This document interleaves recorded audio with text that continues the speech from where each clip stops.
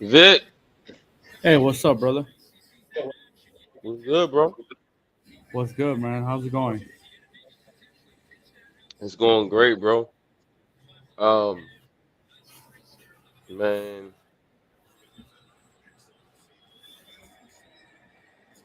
I told people, man, that Washington ain't gonna play with these boys. Kind of reminds me of last year's Pac-12, right? Like everybody was fired up, a lot of points. It's gonna get down. It's probably gonna be a high-scoring game, but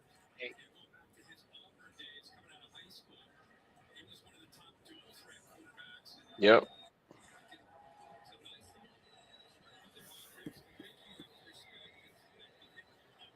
uh,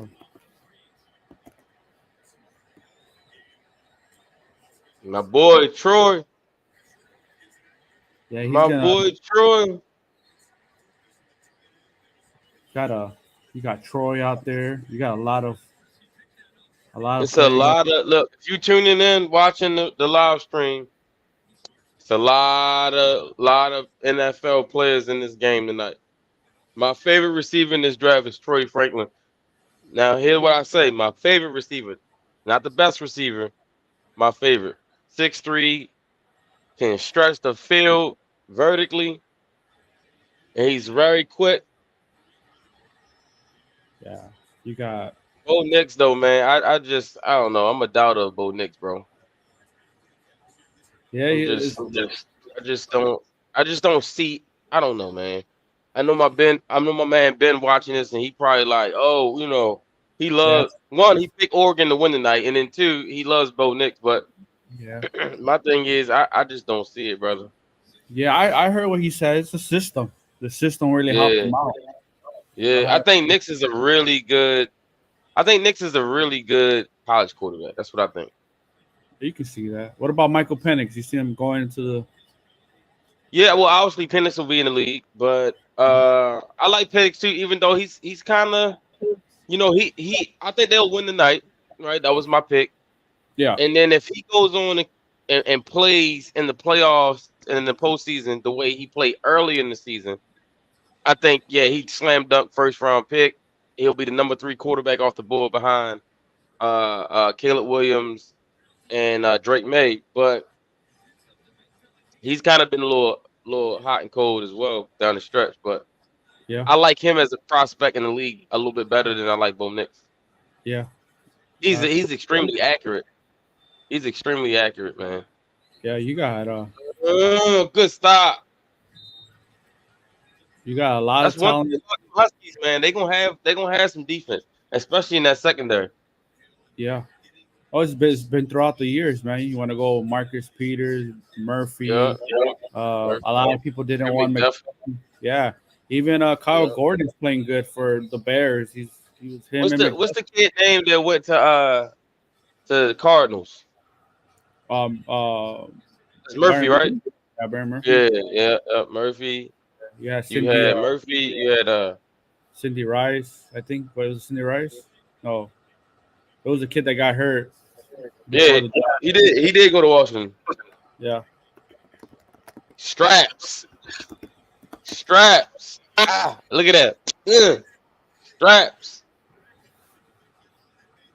Yeah, yeah. And then Strapping them boys. Man. you have let me just go back to Washington. You had Buda Baker. Yep. Yep. He's also, Tyler Rapp. Buda Baker, Trent McDuffie. We both love Trent McDuffie coming out. Yeah, we did. Now I I wouldn't think now, I wouldn't trade him. I wouldn't trade him in for Kyle Hamilton because that's what we yeah. ended up getting. I like Well, Trent a lot. oh, yeah, yeah. Uh, and then you had Cindy Jones. There you go, Cindy Jones. Not Cindy Rice, Cindy Jones. Yeah. Now, I'm about to say Sidney Rice played he was a receiver. Yeah, and you Played for had the Trent Vikings. Went to South Carolina. But yeah, I know what you're talking about. Yeah, Sidney Jones.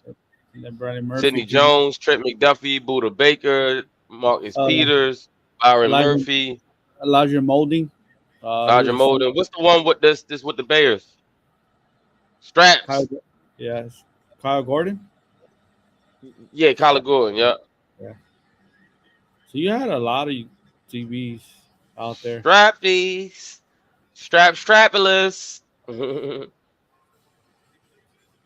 boys strapping. He strapped my that's Troy Franklin he on. That's great coverage. Yeah, there's so much talent tonight, though. Not, Another kid is going to the league, Braylon Trice. yeah, he's like a captain, man. He's a versatile kid. I like him. Um, First round, maybe late first, second. I don't know.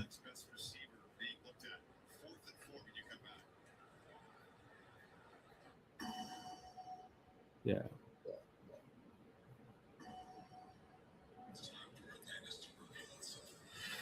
Yes. Man.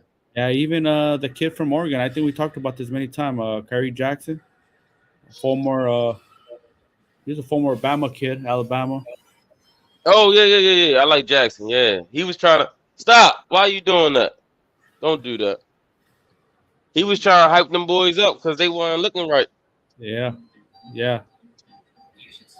You got Bucky Irving. You got Troy. Somebody in the offensive tackles or offensive line. You got Trey Fontuno. That's another kid. So you got a lot of talent here right now, which is fun though. Yeah, it's sad, man. This is the last Pac-12 championship. It is actually the last game, so it sucks. But It was the Big 12 at first, right? yeah, some of them are going to the Big 12, Big 10. Yeah. So No. we'll, I'm saying before it was the Pac-12. One of the Pac-10. the Pac-10, yeah, the Pac-10, Yeah, it was a Pac-10. Yeah, yeah, Pac-10 Conference of Champions. Pac-10, Pac-10, Mac-10. Yeah, So you got Washington winning? yeah. Who you Yeah, got? Oregon? nah, I got Washington. Yeah, me too, bro. I think they're a better team, bro. No, they're a really good, talented team. Well coached too. So Well coached, very good on defense, offense.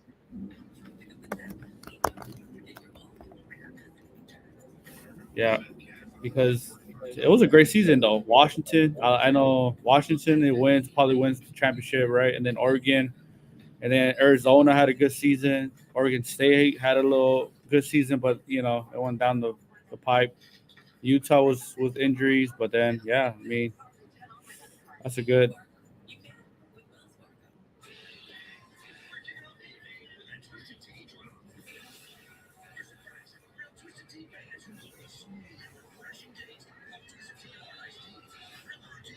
Yeah, man. I'm going, man.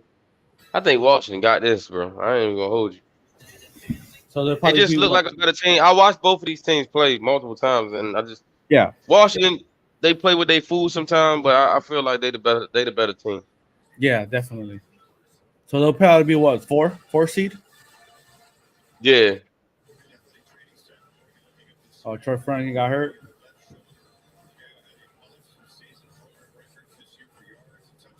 I wonder what his speed's gonna be at the combine, man. Cause that kid got speed.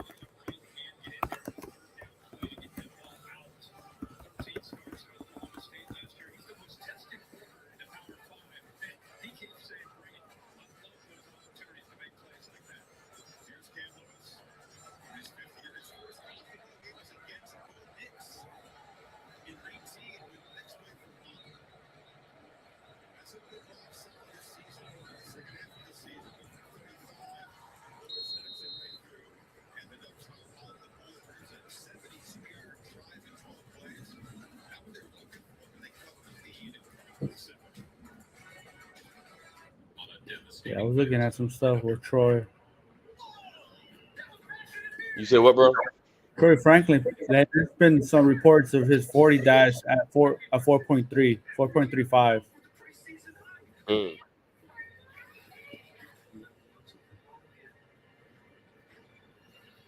So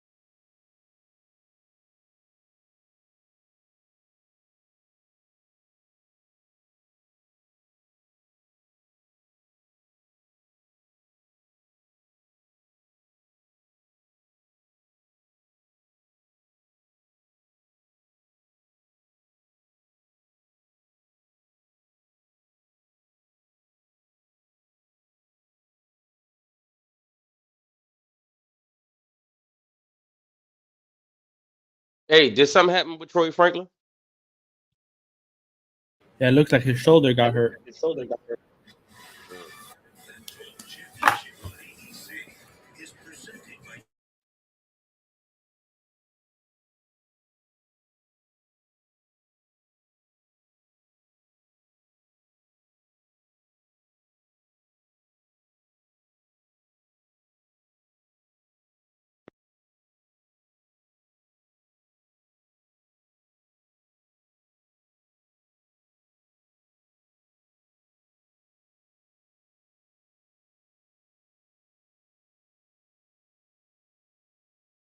That was Troy. What happened with Troy, yo?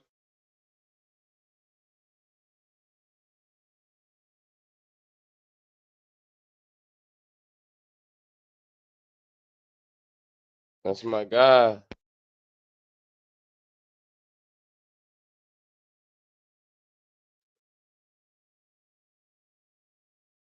That boy Teeth. Here he come. Bro, who does Michael Penix remind you of? He's a left-handed quarterback.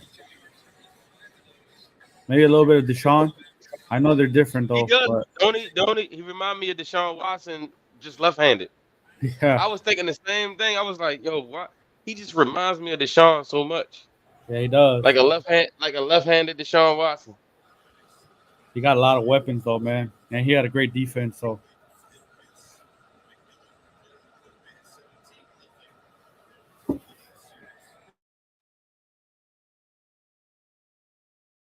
That's your boy right there.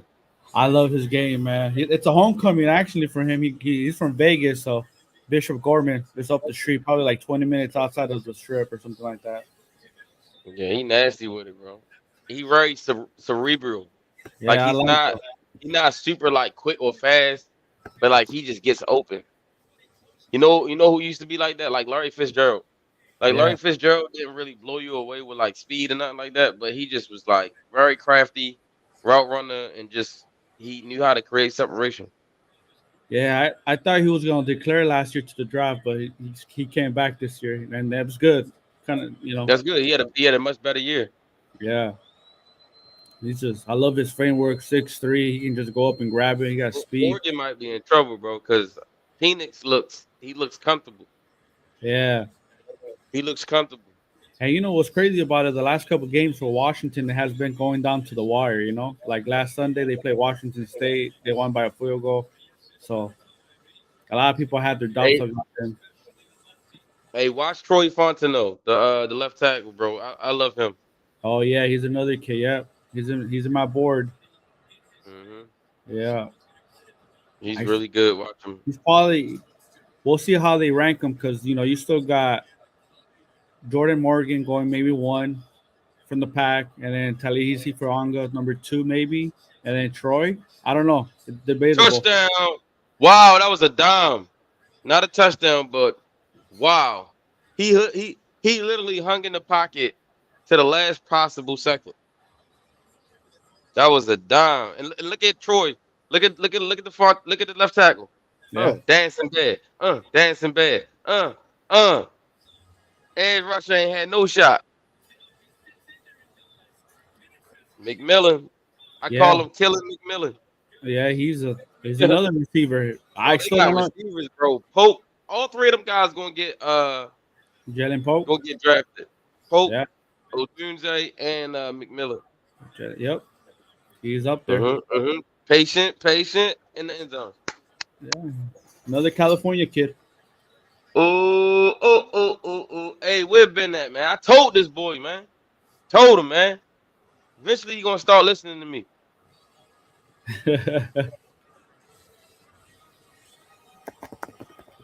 There you go. How old is Oregon Ben? Oregon is not the same team on the road. Oh, this is They're not the same team away from Oregon. They are a different team at home, but they're not the same team on the road. Yeah.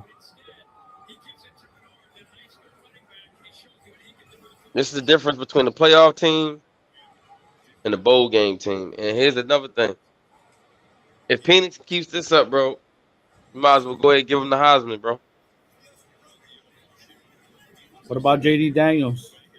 He cool. I love Jaden Daniels. But he hasn't played in as many big games and has come up as big as Penix has this year. Yeah. Every time his team needs him, Penix comes up big. And last time I checked, Daniels' team ain't playing for a playoff. They ain't playing for a playoff berth. You know what I'm saying? Yep. You gotta remember, Penix not only has he played well, but his team is undefeated.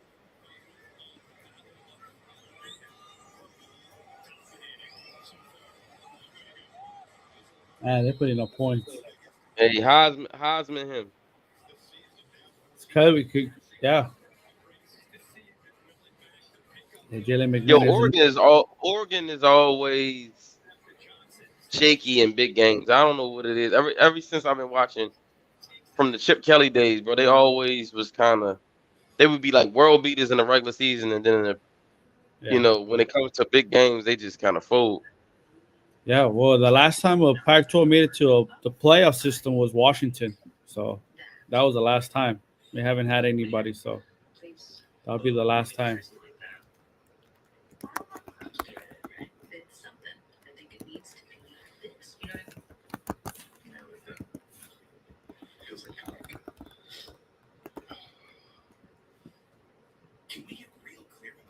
Yeah, that was 2016. Wow, it's a long time ago.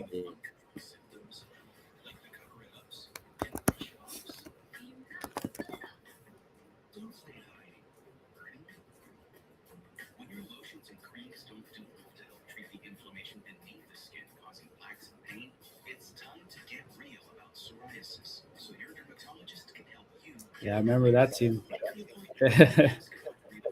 You probably remember these players, John Ross. Look at my man, Coach. There you go. What's up, Coach? What up? Can y'all hear me? Yeah, I can hear you loud and clear. Okay. Mr. Not for long. Right. I was set up for my little Facebook group that I'll be doing. I see you got the K-State shirt on. No, this is my high school, Duluth. That's the high school. They got the same logo. Cool. Yeah. Hey, fun fact. K-State tried to sue them in like 1990. For the logo? Yeah. Really? So come on, man. Yeah. They like how bad you look as a college university trying to sue a high school? No, it's true, bro. I went to a Spartan high school, and Michigan State tried to sue our high school for the mug. You know, the Spartan mug. Right. But here's the thing, though. Like it's a bunch of like high school and little league teams that use like professional team logo. You know what I mean? Like because they emulate. They like the little brothers of those teams. You know what I mean? Right. Yeah. That's crazy to even have an issue with that. That's crazy to me. Well, I mean, but you know how it is though, because if we was like a state champion or something like that, oh, they would want all that publicity. They wouldn't care. But Of because course. we're not a state champion, so it wasn't like, hey, y'all cool. They don't want to claim you. Right. They don't Because wanna claim you know, if we was a state champion, they would want our kids. A fact. And they would try to be like, hey, that's crazy. That's a little relationship. Right. Let's see if we can sponsor you guys. Yeah, I'm gonna send you some shoulder pads. I'm gonna send you some Mm-hmm. old equipment. What up, big man? Mhm. I ain't seen you in a minute, man. Yeah, I know. What's up, Coach? Man, I haven't seen you in a minute. We're still engaged though, but we haven't seen each other in a while. Right. That's good. Though. So who y'all Good got? old days. Got my I know. boys in here. Good old days. Yeah, man. I was talking to Matt the other day, and Matt was like, "Man, we brought up a lot of names that they're starters now. You know, it's crazy." Right. And to be honest with you, we didn't miss on a lot either. No, we didn't. No, we didn't, y'all. I went back and watched the old shows, bro. We was on point, bro. Like a lot of people be. That's the one thing about us with the draft nerds and what we kind of really stand on is that is like we start to build that credibility for like, oh, they know what they talking about. Because everybody we talked about, everybody we broke down, everybody we talked about, they starting in the league, they pro bowlers, or they playing like super well. Yeah, and that it just shows like kind of good stuff. Like we all like small schools, big schools, like everything was covered. Yeah. I remember who was that? Which one of y'all broke down Bernard Raymond?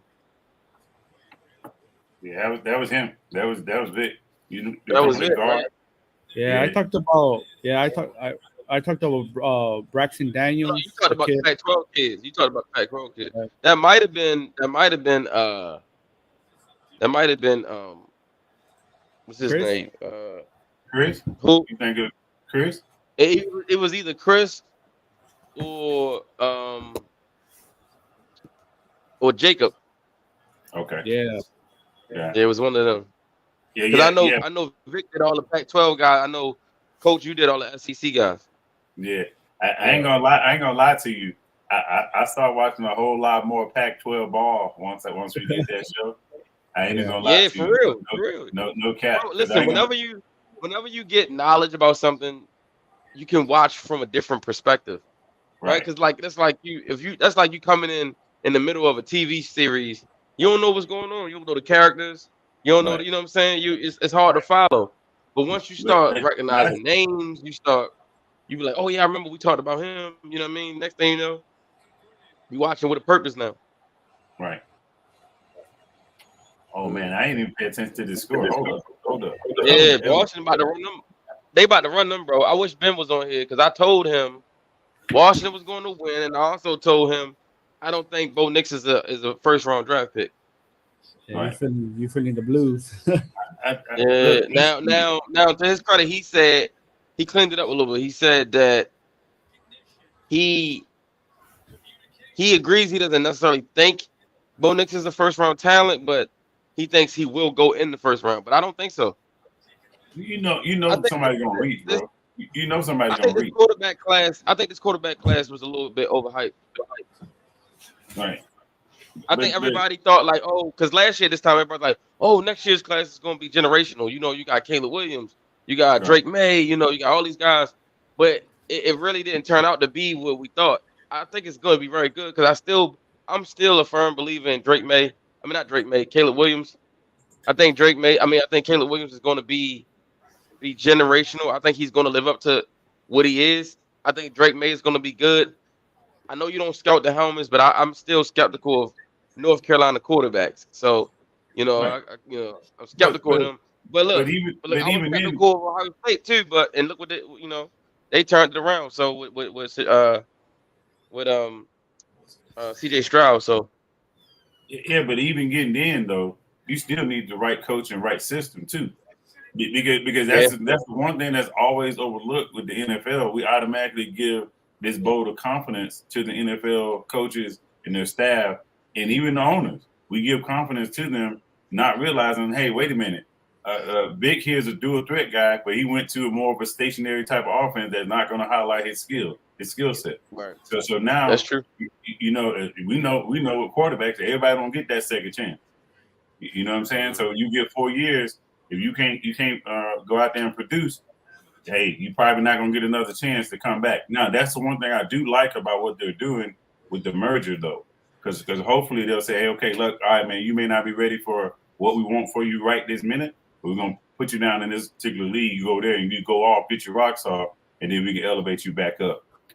I hope that's the intention of that league being merged like that. So. Yeah, me too. I hope that's the intention, because that'll be good if it is. Right. But I heard they only gonna have like 8 teams right now. Yeah, you because again, you don't want little brother to get too big too fast, because you know how it is. Like, especially if you hit, like, for instance, I'll tell you, any team in Birmingham or Alabama is gonna be a hit, because Alabama as a whole is a football state, right? So right. You got some kind of and they don't have no pro teams. Right. Yep. You got some professional level without the NFL. They're gonna eat that up, especially if the team is decent. Because I know I think it was the USFL team, Birmingham won. I think they won the championship. So with that being said, like, you have that team and that team comes back, they're gonna eat that up as long as it's there. And so now if you keep adding teams to it, before long, people are just gonna be like, hey, look, I don't know if I can continue to watch this NFL stuff, because this right here is just as good. Right. I agree 100%.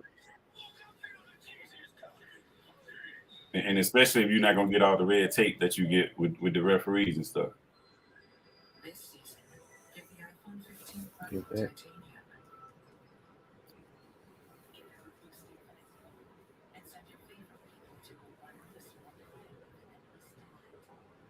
Oh, I didn't talk to you about what I had going on, did I? What I was gonna do? I kind of mentioned it to you. Well, I mentioned it. I'm gonna let you know. I'm not gonna tell you on here, but I got some cooking up for us. When nice. Our brand. So nice. Again, I gotta get more videos of us so I can make a really good intro. I don't want to make that generic. I want something that's gonna be specific to us. Whether we should use some of our broadcasting or whatever it may be, then I can splice it all up and make a good little intro for us. Yes, sir. That's gonna be. I already know it's gonna be lit because I know how you do. Yeah. You know. I tried. I don't know, man. I keep saying, man. I don't know. Look at him working. Hey, I want you to look at this left tackle, coach, for Washington. Man, I love this kid. Listen, he wearing purple now, and I want him to wear purple in the NFL. Watch him, number 55. Watch him. Okay. Oh, I already like him. I already like him. I already like him. Lock out. Hey, Matt, look, I already like him. You know why I like him?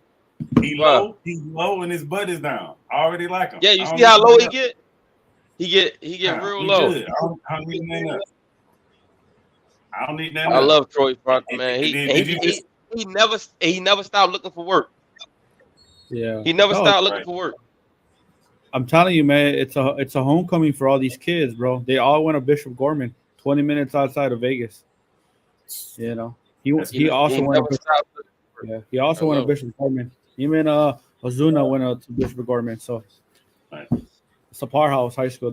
It's a homecoming. Yeah. I heard about Bishop Gorman. Matter of fact, they played one of the teams down in Texas. Phoenix. Yeah. Phoenix the old Dunes. Hey, coach, tell me if it's just me or maybe it's just me and Vic, whatever. But doesn't Penix remind you of a left-handed Deshaun Watson?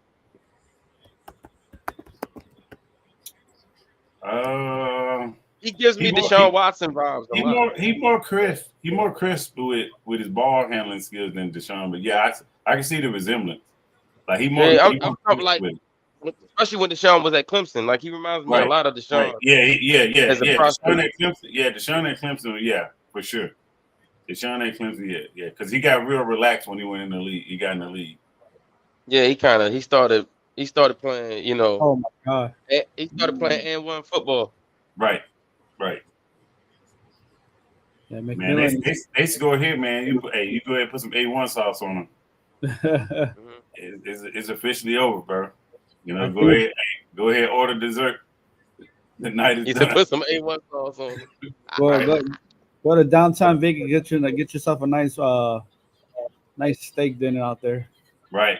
Oh man, hey, fun story, man. I went to Vegas for training, right? And I had never been, and we went out there, and I told myself, I'm like, man, I'm not going out here to gamble. I'm not getting broke. I don't want to do none of that, right?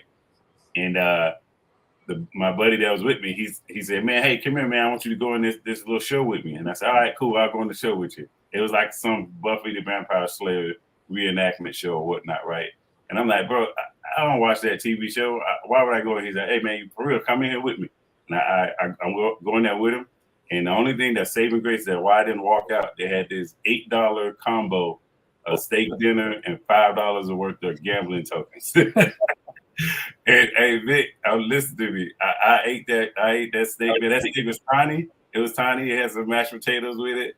And I played my little $5 on the machine, bro. And I was just like, bro, this ain't bad at all.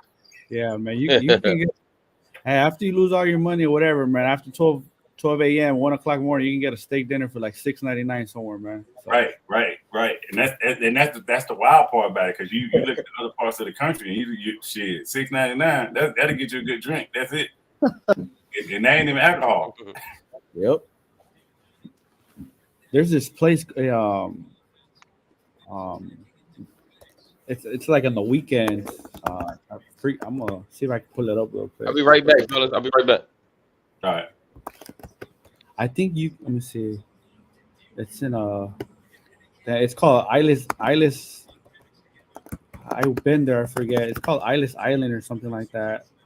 Okay. Where you can get let me see how much is a steak on the weekends. Steak and egg special. Yeah, you can get a steak and egg special for $8.99, brother, on the weekend. Oh wow. I'll probably be tearing that up. Hey, that'll be a ritual. They'll probably get tired if I got out there and I had to go do that. Yeah, you get a 7-ounce potatoes, 2 eggs, toast for $7.99. There you go, bro. Yeah, I'll be in the game, man. That's almost cheaper than Waffle House over here in Georgia.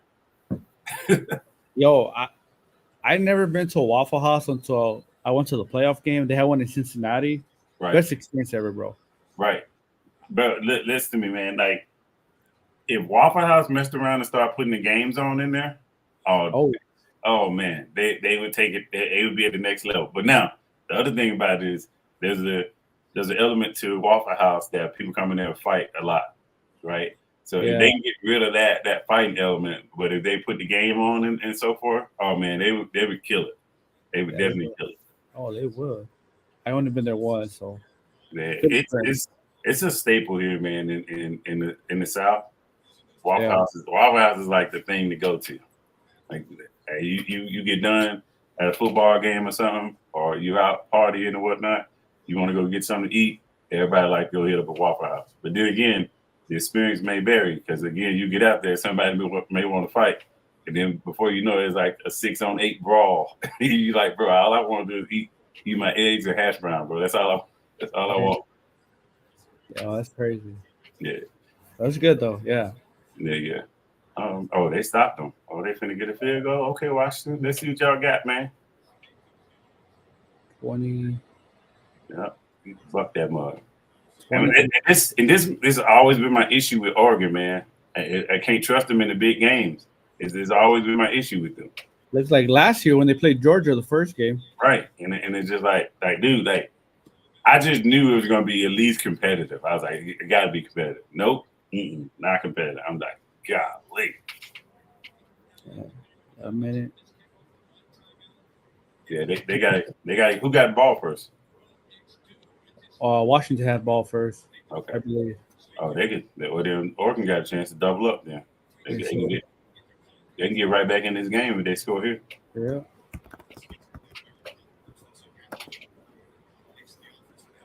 What did they play to a chance for it? They play in Vegas. Oh, they play in Vegas? Okay. Yeah, Raiders Stadium. It's Allegiant Stadium? That's the Raiders, right? Yeah, that's the Raiders. So it's all, yes. All right. Oh, you know the Raiders are scouting like a mug right now. They're probably looking around. Everybody like to say, no, we don't do that. It's a dead period. We can't do that. Man, stop playing. I know y'all got somebody, aunt, cousin, brother, somebody sitting in the stands, probably on the sideline. All right, let me write this down. 55. Let me write the 68. Washington got 256 yards compared to 82 against Oregon. That's crazy, man. That's crazy. They're gonna lose a lot in the draft, though. Oh, Washington. Oh yeah, they're probably losing all their receivers. Yeah, they're gonna lose so much in the draft. They're gonna lose. It's not even gonna be funny. They're gonna lose some of their edge, like Trice and Zion. Mm-hmm. Yeah, because for a while there, they had that. What they still probably do. They had to run on the defensive backs with McDuffie now. Yeah, they had a lot of players. Well, right, McDuffie, Gordon, they had all those dudes come out. Yeah, the last team that made the Pac-12 team, the only team has been the 2016 Huskies, and that team was stacked too. They had King, Byron Murphy. Right. They had John Ross. Mm-hmm. So that team was kind of stacked too, just like this one. Mm. Yeah, and it is crazy though because it don't even seem like they come recruit mostly on the East Coast. They stay out there, and they grab people and they make stuff work. Yeah. And it's wild though because it's like those dudes can compete though. Exactly. I forget they had Vita Vea on that squad too. Oh yeah, I keep forgetting him. Yeah, they did have Vita Vea. Matter of fact, I remember a couple of times they handed the ball off to a buddy. Yeah, that's a big dude. Right.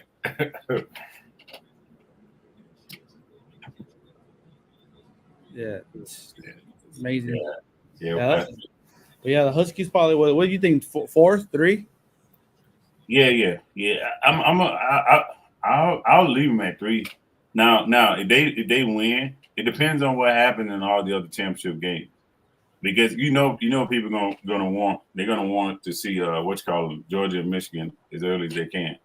They're gonna want to see that, as early as you can, because I think that game is probably the championship game if Washington end up having to play what's his name first. Because I think if Washington draws Michigan, I think that's a better look for them. I think that'd be a better game for them right out the gate. You giving any shot to Bama tomorrow versus Georgia? I always got to, man. I'll be foolish to say I don't. I'll be foolish to say I don't give them a shot.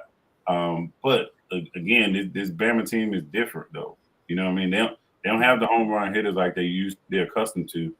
And then I just think, as much as people talk crazy about Georgia looking soft or Georgia looking out of whack early on, they came and won the games they're supposed to win, which is all of them. No matter if it looked pretty or not, they did what they need to do. And for me, defense is going to tell me everything. And I just think Georgia got the better front seven than Bama, even though they got Turner and all that. But I just don't think Bama has the front seven. I think that's going to be the telltale sign. Now, I do think Bama has the edge in the overall secondary, though. So that's what's going to be interesting. Yeah. They called that flag late as mud. So that was out of bounds. Wow. What? It was out of reach, man. That's crazy. And then Bama. That's a Georgia home game, right? Right. Yeah, because it's a Mercedes-Benz. It's literally up the road a little bit for me. Oh man. Yeah, it's gonna be crazy. I know Bama people are gonna travel too, though. Oh yeah. Because you got a good bit of Bama presence here, even though you enjoy the good bit of people support Bama over here. That's a horrible flag. Right. Like, come on, man. Let the kids play, dog.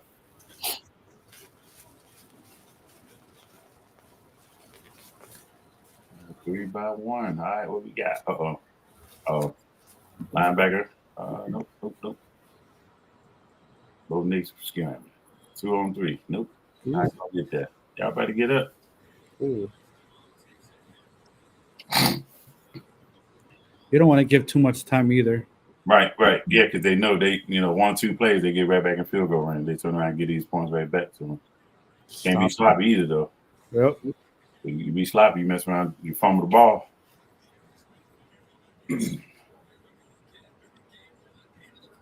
I know Ford pissed. Ford got to be pissed. He had him. He let it. He couldn't bring him down. Still don't understand why this game is on a Friday every time. It's the most. Yeah, but see, that's a good catch, boy. Good catch. Good catch. And that's the thing that I don't like, right?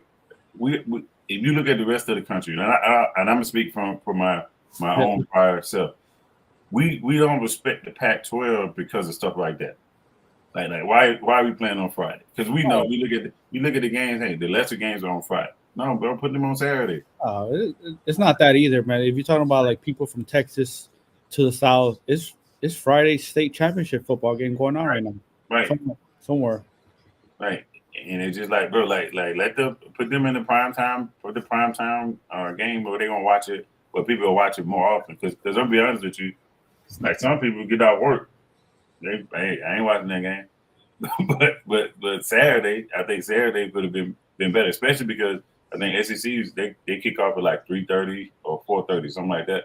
So you had a chance to do it. You can definitely do it. But then again, I think they was worried about viewership too. When it comes down to the East Coast people watching as well when they start late like that. Because I'm gonna be honest with you, like it was graveyard shift trying to stay up and watch Colorado games. That was the worst too. Right. It's just like, bro, like I gotta do something about this. I remember when Arizona State, they were playing like at 1:00 in the morning. Bro, it was like 1:00 in the morning, our time, 3:00 your time. That's too crazy, bitch. There was a dust storm. That's why they had to postpone the game, but that game was late. Right. Yeah, that's crazy. Yeah. See now Oregon right back in the game. They come out and score when they get the ball back. So Washington, you can't get a game up now. You was up 17-3, 20-3. I'm sorry.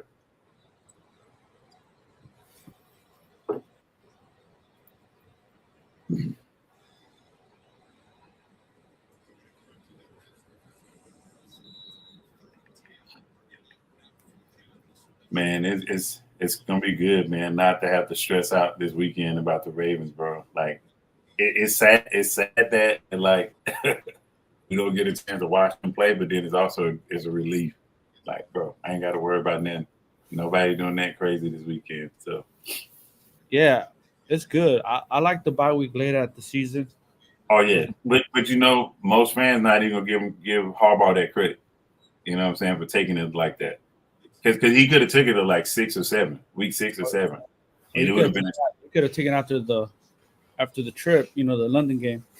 Right, and then just imagine that grind though. A lot of people are upset. I was hearing, Twitter's a crazy world, or X. Some of them get upset.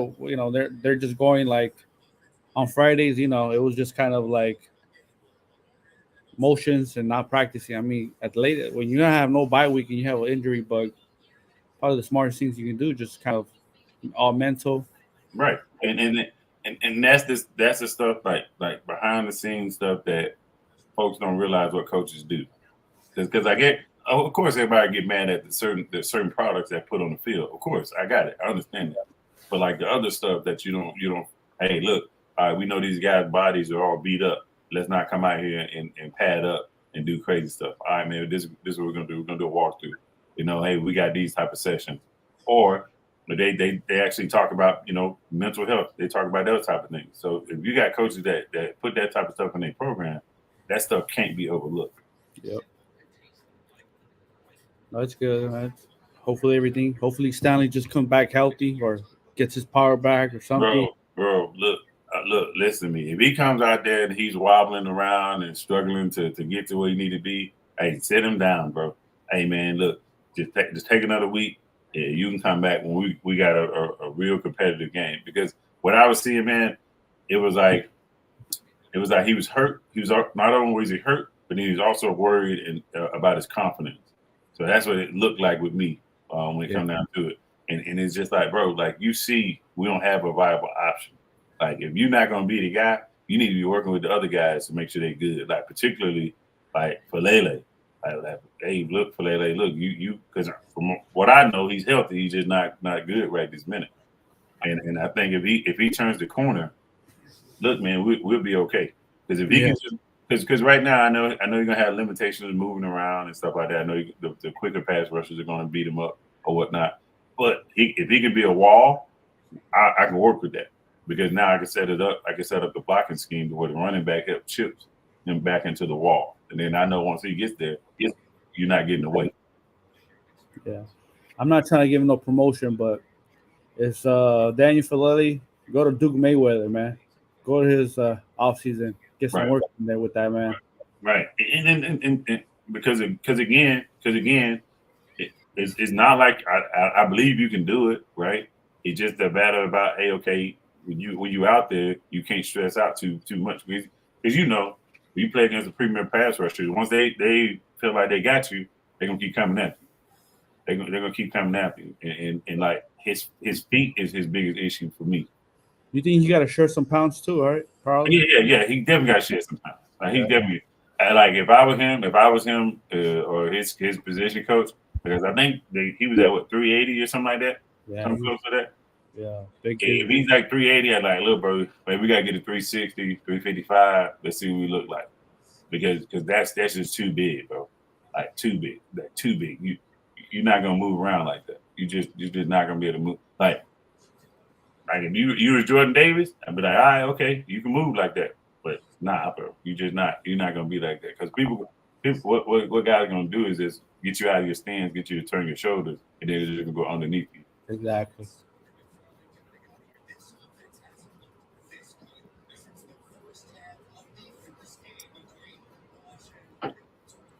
Yeah, I'm excited for Voorhees next year though. Andrew Voorhees. Yeah, I love his game. He was missed this year.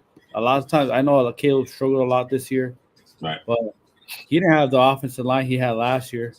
Gotcha. And you play better competition this year as well. The defense, You think he's coming out? Did he declare already? No, he hasn't declared, but I'm not. I don't think he'll come back. Right. I'll be shocked if he will, but I mean, I'm looking at it, right? Unless you feel like you can make a run for a championship, I mean, what would be the point, though? You know what I mean? Because like the whole Pac-12 is gonna be different next year. Yeah, but you have a tough schedule next year, though, and it's not right. He's going to Big Ten, right? He's going to Big Ten next year, right? UCLA. No, you're playing LSU first game of the season. Oh, gosh. And then 2 weeks later, you play Michigan. You still have to play Washington. You still have to play UCLA. You're going to have to play Penn State. Go out to the East Coast and play some Maryland Terps. So I'm not saying, though, I still don't know what time of these games are going to be, but. Bro, logistically, that got to be a night. That's going to be a nightmare, bro.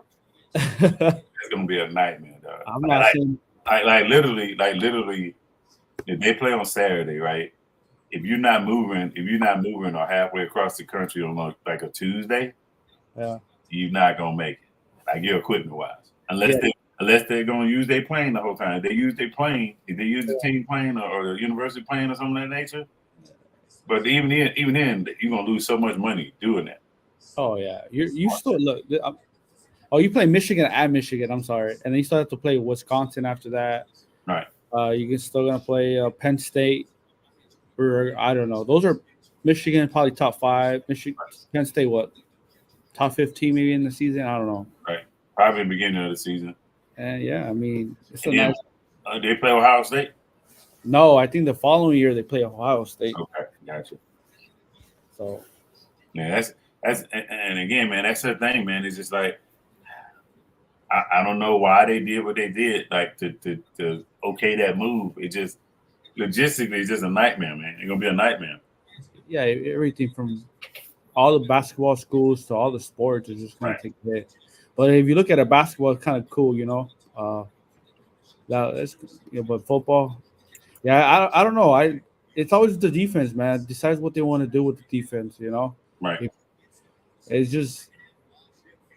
The offense can put up points, but when you put in a 45 and your defense giving up like 530 yards per game, right, to like Cal or And it's always been like it's been like that for a hot minute too, man. With USC, like they get the recruits, but they just don't form a unit, like a defensive unit, to where it's like, hey, okay, we can actually shut people down. But if you actually look at the individual pieces, you're like, all right, man, that's a good little cornerback, that's a good little safety, that's a good linebacker, that's a good DN or D tackle. But then it's like you look at the overall scheme and stuff, you're just like, bro, they ain't shut people down. They just let people run up and down the field on. Yeah. I like Colorado particularly.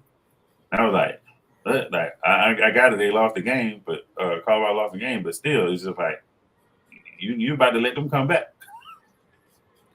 You can't be doing that, right? And especially if you sitting there saying, "Hey, you're a top 10 program or a top 5 program in the nation." You can't have that happen because now as you start to let little brother creep in, you said little brother eventually gonna beat you if you keep doing what you're doing, because people are gonna look at that. Some recruits gonna look at that. I can go here and be a backup, or I can go here and be a starter, and they dang near beat them. So, hey, if that happens, now we talking. Hey, I get recruits off of that, because if you're dumb, you're basically crazy if you thinking, hey, recruits not watching who you play against, your rivals, and how you do against them. Yep. And then if you win a couple of those games, some of those recruits come there because of that. Oh man, I remember when he played against such and such and he did this. Okay, I'm coming there. I'm trying to have the same type of memory. No, I mean, if you want to look at back, if you really want to go back to the Pete Carroll days, that was like their motto was bend but don't break.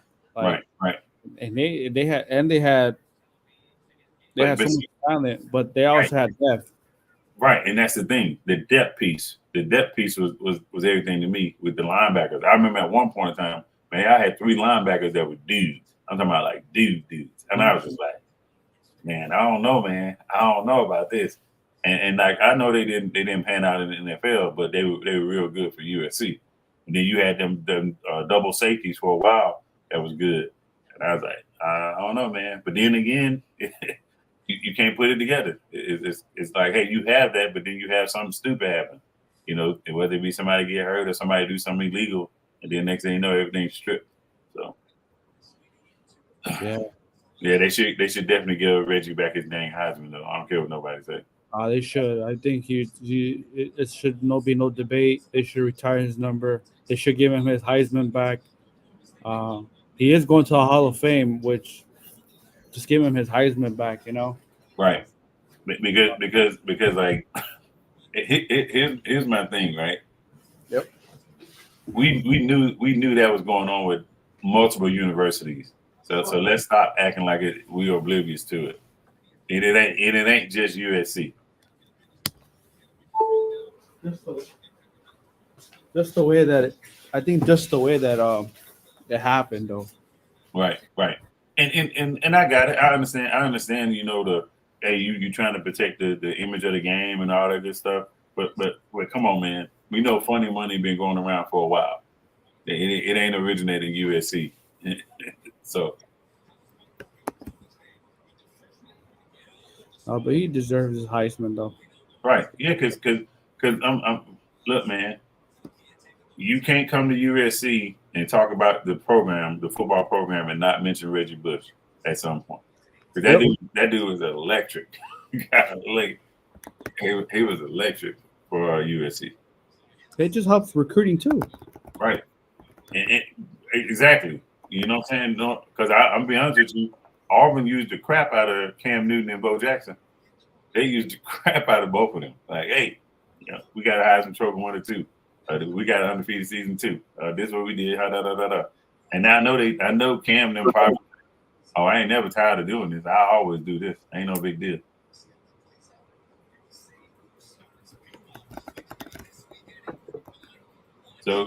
So you ready for the playoff expansion next year? Oh, I'm excited.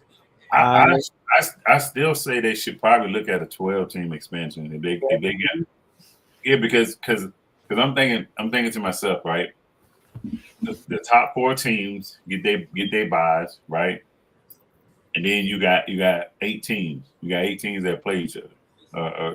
You have 4 games, and then the winner of those games go play those 4 teams in the bye.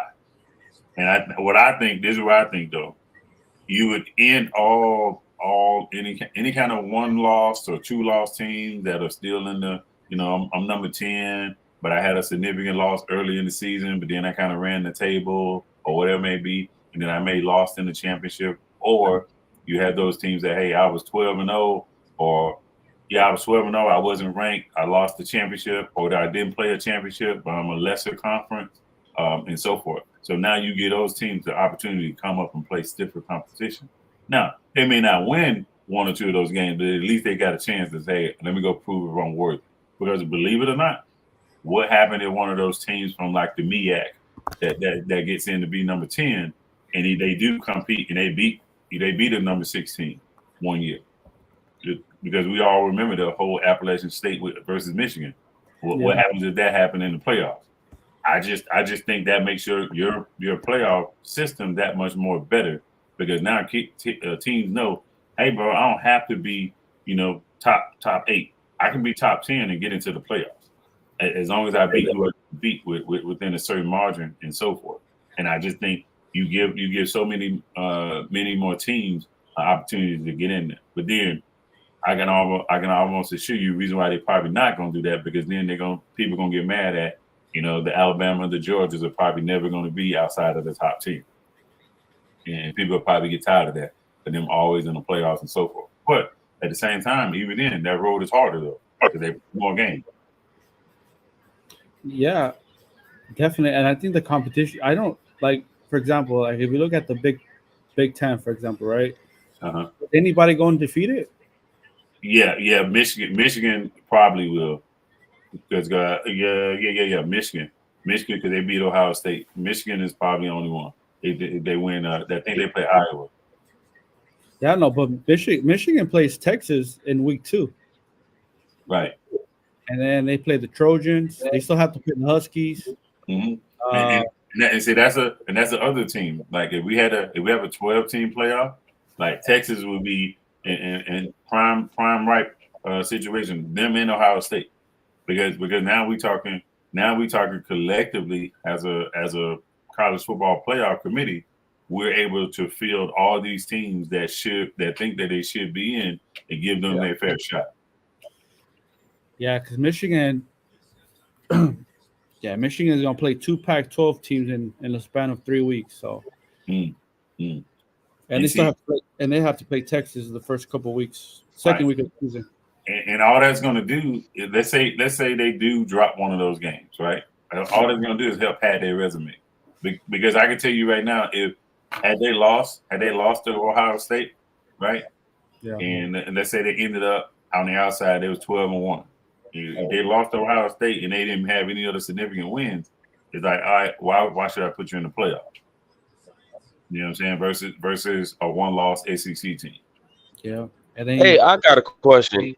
How with all these extra teams going into the conference, going into different conferences, like how is that gonna work? Because like you're gonna have uneven amounts of teams. You're gonna have, you're gonna have, like for example, the SEC is taking on Oregon, Texas. No, they're not taking Oregon, is they? They're taking Oklahoma and Texas. Oklahoma, Texas, and who else? That's it. Oklahoma and Texas. That's it. Yeah. So they got so that'll be even. Right. So they'll add one to each part of the conference, and then what'll happen is you won't play everybody on your particular side every year. And the Big Ten is taking on Oregon, USC, and who else? Washington. Are they taking UCLA too? Yeah, UCLA, right? UCLA too. Yeah. So they're taking 4 teams? Right. Yeah. So then that would be even too. Okay, that makes sense. And then, but like again, like it's a cycle. So you won't play everybody every year, which is weird. This is gonna be weird though. Which will be weird because let's say, hey, for the sake of the argument, Auburn and Texas don't play each other, but they're on the same side of the conference, right? If Auburn beats Georgia or whoever, right, and they end up beating them, but then Texas lose to them, how would you be able to determine okay, who's going to be the team that go in? Because again, we didn't play each other.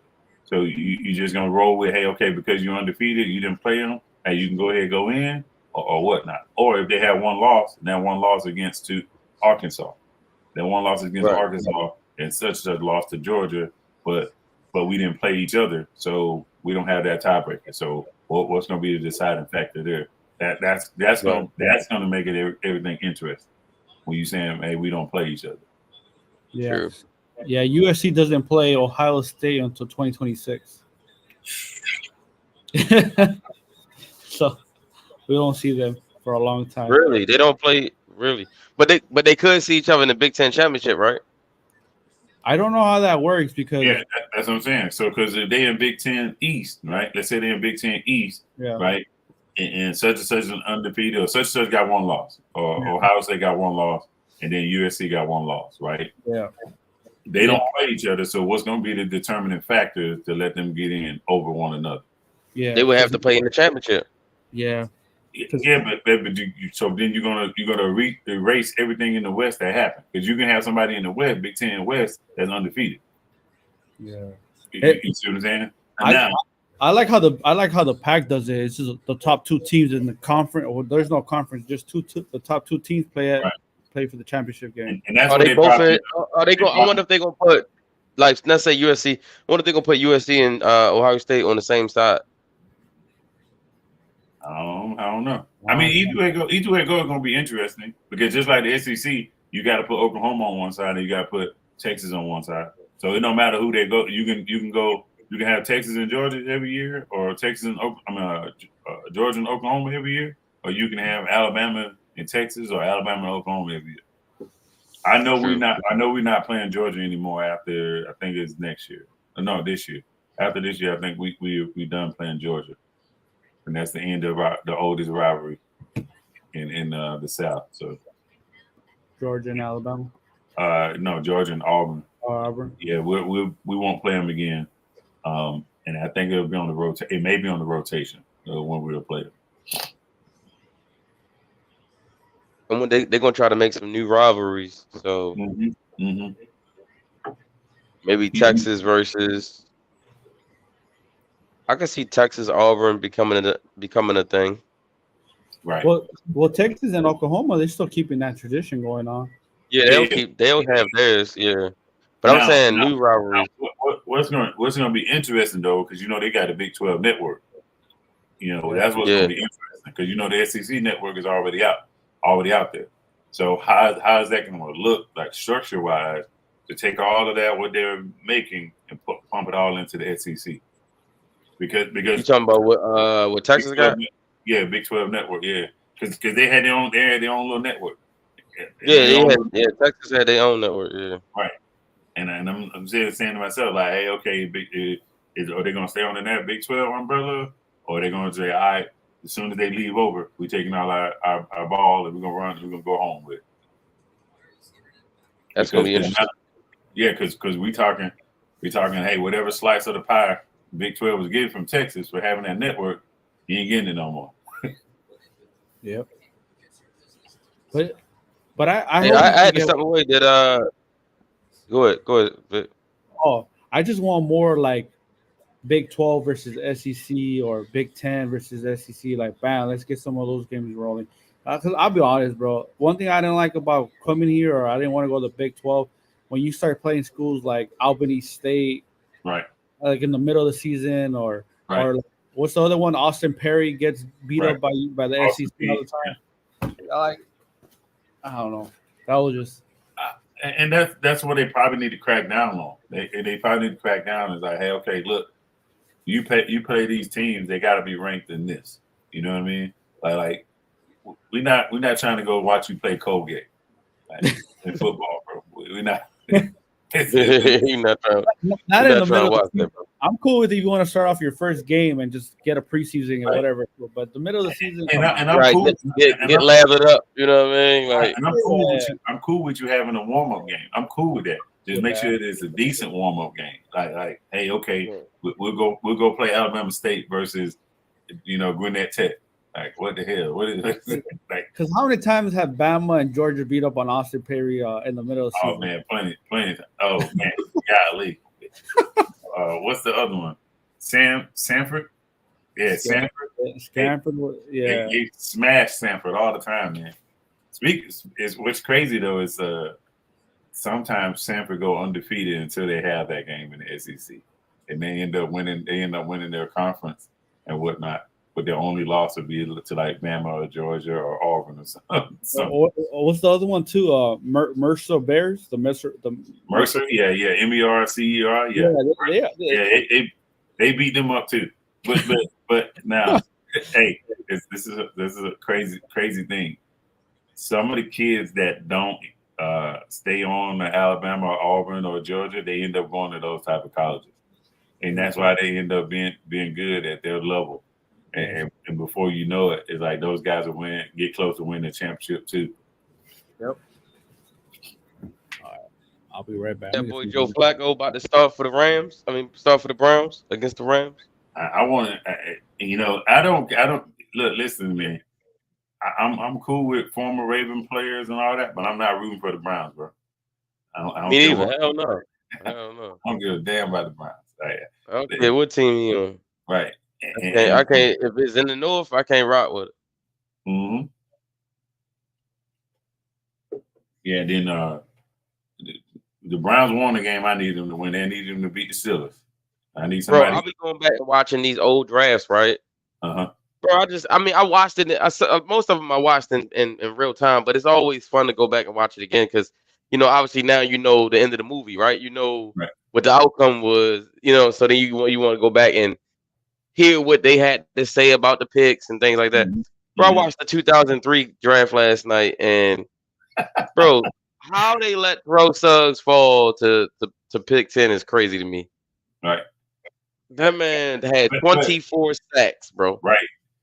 24 sacks. Look, listen to me. This is the thing, man. That's why I tell people, it's like just because you're rich don't mean you're smart. Nah. 24 sacks in one season. But look, here's the crazy part about the whole situation. I'm so glad. So apparently the Ravens and the Vikings was working out a trade. Mm-hmm. Because the Ravens was going to go up to get Byron Leftwich. Oh yeah, I heard about this. Yeah, they was going up to get Leftwich, right? So the Vikings was at 7, the Ravens was at 10. Now, mind you, in 2002, the same thing happened to the Vikings where they basically the clock ran out on them and they got skipped, right? It happened again in next year, 2003, but see, the Vikings was trying to play the Ravens. Right. Apparently, the Vikings was trying to work out a deal with the Ravens, trying to work out a deal with another team, the Jaguars, another team, right? So they was trying to play everybody against each other to get the best deal. Well, the Vikings came on screen on when they interviewed the coach. Mike Tyson came on screen and lied, talking about, oh, we had a deal struck with the Ravens. They just didn't get it. They ain't get it in on time. I guess they didn't report it on time. But then Brian Billick comes on and says, no, like they had a lot of moving parts they was working on, and they was trying to work out multiple deals with multiple teams, and they just ran out of time, right? And so, but anyway, once the Vikings got skipped, everybody just started running their picks up there. Right. So the Jaguars was sitting there at number 8. When the Vikings got skipped, they ran their pick up there, and that pick was Byron Leftwich. So it's like it was crazy. So they ran up the Byron Leftwich pick up there. Then right after the Jaguars, it was Seattle, I think, who ran up there and got Marcus Trufant. It was another team. They all ran up there and basically got their picks. And then the Ravens came. They ran their pick up. Well, actually, no, the Vikings ended up still picking. So the Jaguars, I think Seattle, and then the Vikings finally got their pick in, and it was Kevin Williams, the D tackle. Wow. And then the Ravens came with the next pick at 10 and got T Sizzle. And I'm like, it's so crazy, bro. Like, just to think of, I'm just thinking about the guys who got picked in front of this on the D line. Just again, Kevin Williams. Kevin Williams was all right, but he wasn't T Sizzle. No. You had the dude. What's the guy? The D tackle. The Jets took a D tackle from Kentucky, and yeah, it was. And so let me tell you who it was. It was Dwayne Robertson. Remember him? Yeah. D tackle from Kentucky. He ain't do nothing. So in that draft, the number 1 pick was Carson Palmer. Number 2 pick was Charles Rogers. God rest his soul. He passed away. Number 3 pick was Andre Johnson. Huh? Yeah, that was crazy about him. Yeah, it was crazy. His whole story was messed. Bro, it was crazy. Apparently he was addicted to drugs, and he was out of the league a few years after he got in the league. He went broke and everything because he got drafted at a time where rookies came in making bank. Yeah. You know what I mean? And bro, he died at 39 or something like that, or something 30 something, 37 something. But bro, he was completely broke before he died, and he was working at an auto body shop in Michigan. Right. I thought it was gonna be a home run hire because the school he went to, he's already from the area. I was like, oh, this is a home run hire for them. Well, the tough part about Charles Rogers was after watching it again last night, I was like, the worst thing that happened to him was him getting drafted by Detroit. And it's not because Detroit was a bad team or whatever. It was because he played high school ball in Michigan. He went to college in Michigan. He needed to change the scenery. Yeah. You know what I mean? He needed to get out of Michigan. Right. And unfortunately, he never got that chance. Couldn't escape some of his demons. No, I couldn't. And then you got Andre Johnson, who went number 3. That was a home run. Right. For the Texans, Andre Johnson. Yeah. So he was a staple. He was a staple for them. He basically kicked their franchise on. Like he's probably if you've been honest, him and JJ Watt probably the best 2 players in the franchise history. Oh yeah, no doubt. Like he's their version of Jonathan Ogden. Kick everything out. Right. Yep. Came out and really helped them out. I think number 5. I can't remember who the number 5 pick was. Terrence Newman. Newman. Terrence Newman. Terrence Newman was 5. Terrence Newman was pretty good, man. He was pretty good. He was at K-State, right? When he at K-State? To be honest. He was underrated. Yeah, when he at K-State? I think Kansas State. Is it K-State? To me, he had every bit of the talent of like a Champ Bailey, but he played for a long ass time. Remember, he played for years. He had a very long career. Mm-hmm. He started as a corner, did it later in his career. He converted to safety. Yeah, he was a kick returner, all of that. Like he was a talented brother. Yeah, he was good. He was good. He did his thing throughout the league. Yeah. He had a good career. Yeah. Then after Terrence Newman, who was it after Terrence Newman? It was 6. So 6 was the Cardinals was at 6. They traded out to New Orleans, and New Orleans drafted the dude Sullivan, who was a D. He was a D lineman from Georgia. Oh yeah. I know you're talking about. So because Jonathan Sullivan. Because they thought he was gonna be like Henderson from the Jaguars. That's what they thought he was gonna be. Yeah, it didn't work out. It didn't work out. And then 7 was obviously the Vikings, who was trying to trade with the Ravens. Pick didn't go through. Everybody rushed up, and then you had Byron Leftwich go, and then after Byron Leftwich, it was the tackle from Utah that went to Carolina. I think talking about Gross. Jeff. Gross. No, it was Jeff. Gross. Yeah, Jordan Gross. Yeah, Jordan Gross. It's Gross. Yeah. Jordan Gross. So then Jordan Gross went. So it was Leftwich, Gross. Then it was Kevin Williams. Yeah. And then it was Huggs. But see, here's a problem though. Going back and watch, Arizona was so dumb. Arizona was sitting there at 6. And T Sizzle was in their backyard. Right. Homegrown. They needed an edge rusher. Very badly. and they traded out of 6 all the way down into the teens. Right. And you know who they got? They got a dude that went to my high school who was a receiver.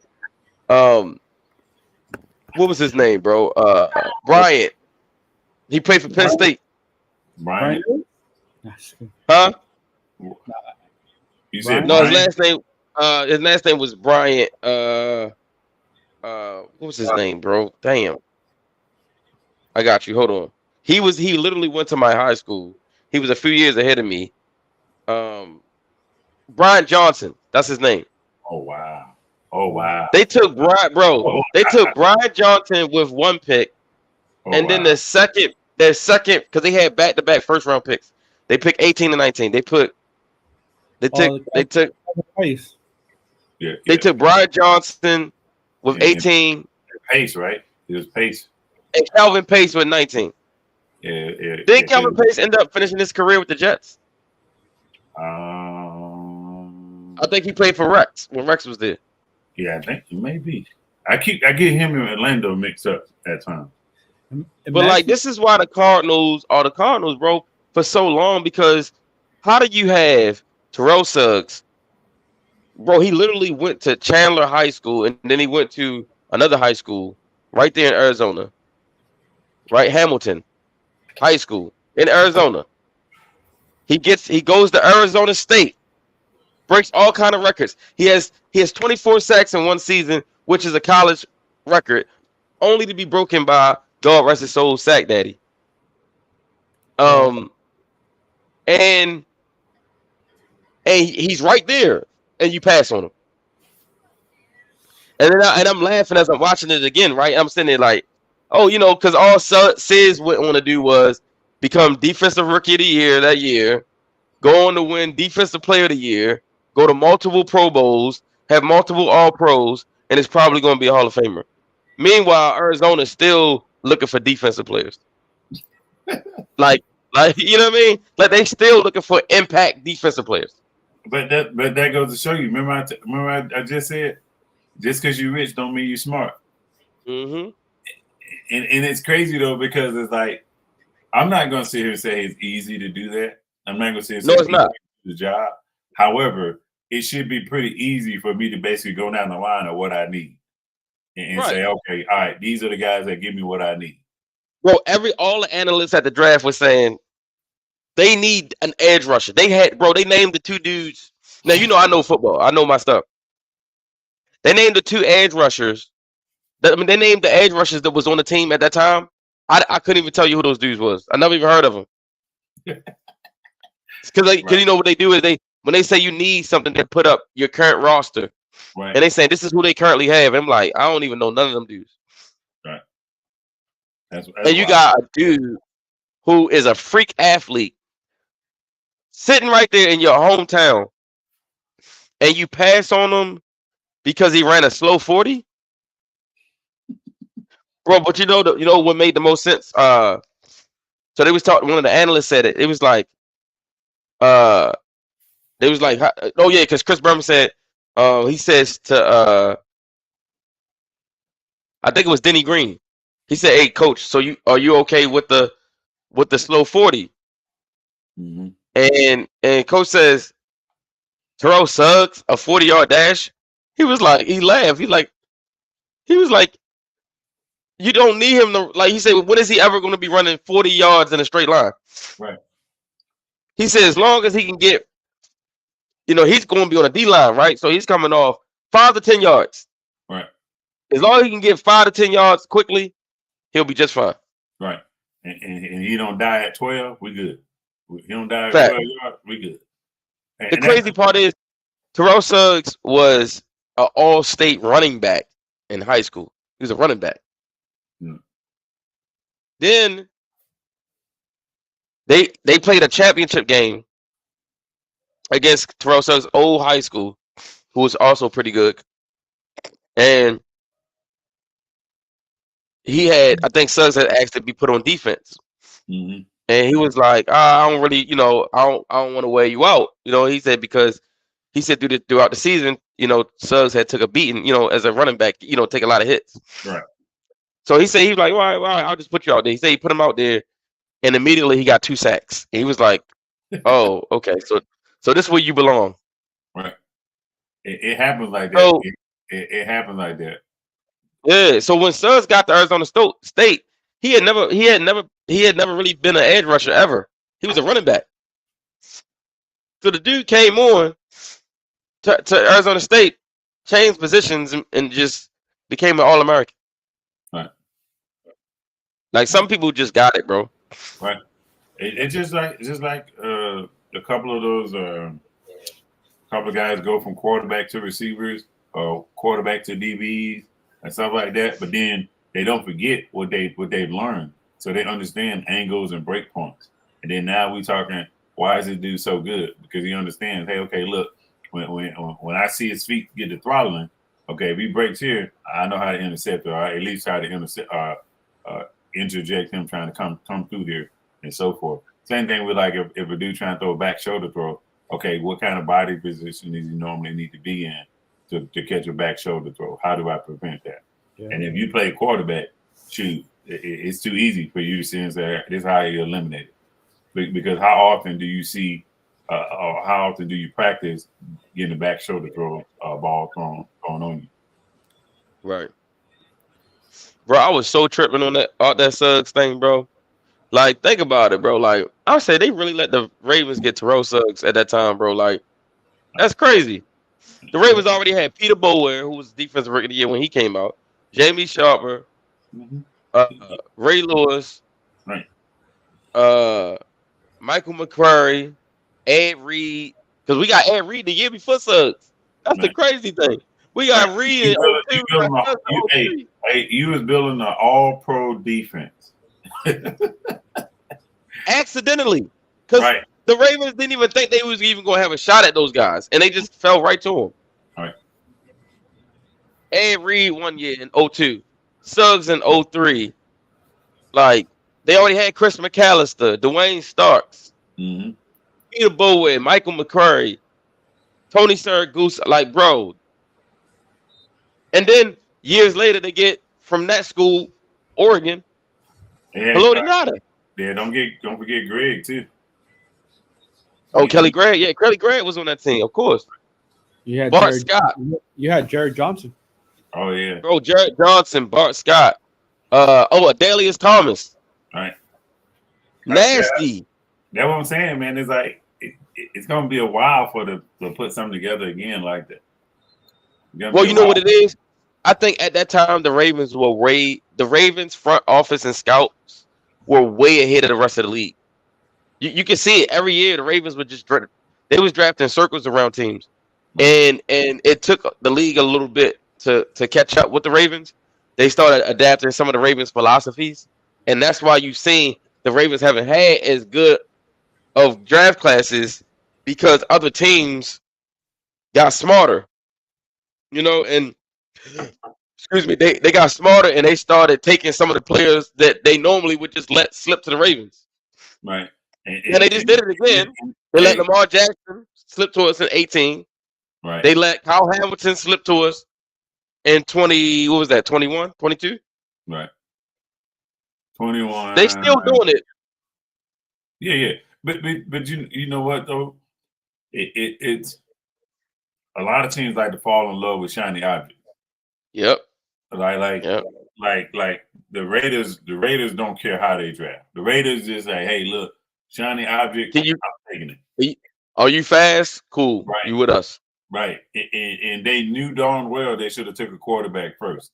But what did they do? Let me take a receiver. It's like, what are you doing? Like they take an edge rusher and not even the best edge rusher. Right. And I'm like, what you doing, man?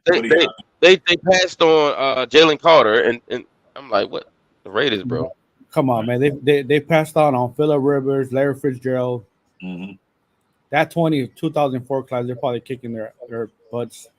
Right. Seriously, bro. I'm just still shaking my head. Think about it. The Cardinals passed on Terrell Suggs and ended up drafting Bryant Johnson and Calvin Pace. The Raiders took Fabian Washington and they could have taken Aaron Rodgers. Yeah. I mean, we took Mark Clayton and we could have took Aaron Rodgers too, but nothing wrong with at that time we still we had just drafted Bowler. At that time, we had just drafted Bowler. So I still got my Mark Clayton. Oh, there it is. Listen, yo, Mark Clayton was a lot better than what we saw, and there was a reason being is that one, he didn't have a quarterback his whole entire career with the Ravens. He had to play with Kyle freaking Bowler. And speaking of that 2003 draft, we traded back in to get Kyle Bowler. And do y'all know what we gave up for Bowler? I don't recall. So look, you know the Ravens had a top 10 pick that year. That's why we got Suggs, right? Mm-hmm. So that meant we also had a top 10 pick in the second round. We gave up the 42nd pick in the second round and a first round pick in the 2004 draft for Kyle Bowler. Oh, wow. Yeah, you can't win them all, right? Yeah. Yeah, Lee. But I get it why they did it. Like, I was like, damn, they got fleeced. But here's the thing. Reason why I get why they did it is because that's the going rate for a quarterback. If you're going to draft a quarterback in the first round, wow. And you need it, and you trading into the first round. They clapped with these boys. Wow, bro. Yeah, they clapped with them boys. Told you. That looked like Knicks from Auburn right there. Golly, dude, you just got the ball. And gave it right back. I got to make a play. I'm going to be the hero. I'm going to win the Heisman. Nope. Take the outright. Take the layup. The layup throw right across your face. Outright right here. Number 5. He missed him. He missed 15 up here. 15 already out of bounds. Take the outright. Oh. Hey, so you can do that though? You can go out of bounds and be the first person to touch the ball? No, you shouldn't be able to do that. That should be like a penalty, right? Yeah, you can't be the first one to touch it. But I know in college you got to come back in and reestablish yourself. You got to reestablish yourself, even then. That's what I'm saying. That's what it looked like, though. It looked like he did reestablish himself, but he's also the first person to touch the ball. But I think that may be offensive players. All right. I don't think an offensive player can go out of bounds and be the first person to touch the ball. But yo, it's crazy, man. Like these teams, bro, they don't be it's just so crazy. Like Kyle Bowler. Like the reason why I get why they did it is because again, that's the going rate. If you're going to trade back into the first round for a first round quarterback, right? So I get why we did it, but it's quarterback one of those positions though. Like I gotta really be like into your character, into your work ethic, because we talking. If I miss on quarterback, that set me back 3-4 years. Yeah. That's why Billy got fired though, bro, because going into that draft, Ozzie wanted Suggs. Billy wanted Bowler. Like he fell in love with Bowler during the pre-draft process. Now I get it. Cause they bro, when you hear some of his combine stuff and his pro day, like Bowler killed it. He was like the Zach Wilson of back in the day. Like I think he ran like a 4. I think he ran like a 4.7, 4.76 for a quarterback. That's pretty fast. Right. Strong arm, can make every throw, but his biggest issue was accuracy. Even coming out of college, his biggest issue was accuracy, and he had bad mechanics. Right. He had bad mechanics, and Jeff Tefford really helped him with his mechanics. But when he got to the NFL, he started slipping back on those bad mechanics. Gotcha. Yeah, and for me, if he wasn't going to give me what I was missing at the quarterback position, there's no way I'd take him. I don't care what else he did. You know what I mean? Because if you look at the roster at the time, right? It's like, hey, we was always going to run the ball, right? We didn't need you to throw it 50 times around the yard. We didn't need that. So again, right? I don't need to draft a quarterback like that. I could have easily took a small town or small college quarterback. Well, you know who else? You know who else was in that draft and went after Bowler? Rex Grossman. Right. I would have took Rex Grossman. I think Grossman would have been because Grossman was definitely a better pro than Kyle Bowler. Right. And then, but you gotta understand, our coaching staff would have put our hands around Grossman. Because it wouldn't have been as crazy as it was. Because he was out in Chicago, Freemanson, just being honest. Yeah, but not only that. Look, Grossman He took the same formula, great defense, run game. They went to the Super Bowl with Rex Grossman. Right. We could have did the same thing. Right. And then let the defense take you on, bro. We good. Yeah. we had Jamal Lewis. We had a great defense. You got Tahi and Rex Grossman. All he got to do is just manage the game. Right. I guess they thought Bowler could do it, but Bowler, no, man. Bowler just wanted to. He was too in love with his big arm. Right. And never learned to play the position. Damn, Big Arm was erratic as hell. Yeah, he was. He was super erratic, bro. He would have some games though. Like if you go through his career, he had a couple of games that make you be like, okay, maybe. And then he'll have a game where you be like, man, this dude. This dude is the worst quarterback in the world. Right. Yeah. As a matter of fact, I used to love when he used to run a little bit. That's the one thing I used to like about him. That's because he ran. That's because he got that 4.7 speed. Right. And I was like, all right, man, go ahead, get your rocks off. But then every now and then, bro. His best game to me was remember we played the undefeated Patriots on a Monday night.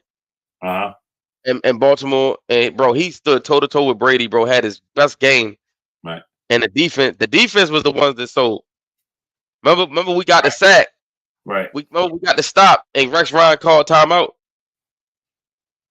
which gave them another possession. I remember it like it was yesterday. Yes. Crazy, bro. I was so mad at Rex. It's the same time. We got man. I remember so many bad Patriot games or bad Patriot endings. You remember when Brady slid his foot into Ed Reed's leg? Yeah, I remember that. And everybody say he kicked him. Yeah, and then you remember in the end zone we had dropped Suggs. We had dropped Suggs in the coverage, and Suggs had he tipped the ball, but somebody had grabbed the receiver like they was going to catch it off the tip, and they called defensive PI in the end zone on us, and they end up scoring the game winner. And I was like, man, Patriots got away. Got away with murder back then, bro. They was them refs was definitely helping to preserve the dynasty. Oh, the killer was the double pass. On the double pass, it was legal formation. My God. On the double pass, and Harbaugh was trying to tell him that old boy wasn't sick. And they was like, nah, that's part of the motion. What? Bro, we had 2 14-point leads in that game. Oh, yeah. Yeah. Still trust me, listen to me. When we was up, I think it was 33-20. I was geeked. I was like, you know what, man, let's go. We got this. Too easy. We about to end their dynasty. Nah. We lost that game, bro. I ain't want to talk no more. But we never had we never had Webb and Jimmy Smith healthy at the same time. That was always we never could, bro. Them two could have been a great duo, but because they are. Let me ask y'all this: Is Suggs a top 5 Raven of all time? Yeah. Hell yeah. He has it. So we got Ray. So we got Jonathan Ogden, Ray Lewis, Ed Reed. All right. And then if you're not putting Suggs in there, who you putting? Because I'm like, I can't even think nobody who I would put over him. Because we got a Jonathan. So Ogden, the 3 Hall of Famers, right? Ogden, Ray, Ed. Those are 3 Hall of Famers. Right. Then is the next one would be Suggs, right? It gotta be right. When you put damn, what's his name? He defensive offense. Not over Suggs. In your type, yeah. You said not over Suggs. You said who? He said, "Would you put Marshall Yonder in there?" But not over Suggs. Yeah, because we got to talk about strictly impact. Because right. be honest with you, besides, oh wow, that's a good ass sack. Yeah, it was. The Ravens have had 3 defensive player of the years in their history, and Ray, Ed, and Suggs are those guys. Right. They've had 2 defensive rookies of the year, and Suggs was one of them. Right. Yonder has a case though, man. He was all decade though. Right. Who? And I'm not gonna take that from Yonder. right? Yeah. But even if you put him at 4, who's 5? Suggs is no worse than 4. Like, he's no worse than 5. But for sure, because you can't, even if you want to go yonder over him, you can't go, and there's no one else you could go over him. Now, I'm putting Suggs at 4. I'm putting Ogden, Ray, Ed, Suggs. I'm going to be honest, I'm not even going yonder at 5. He was great. I'm going Jamal Lewis, bro. Jamal Lewis.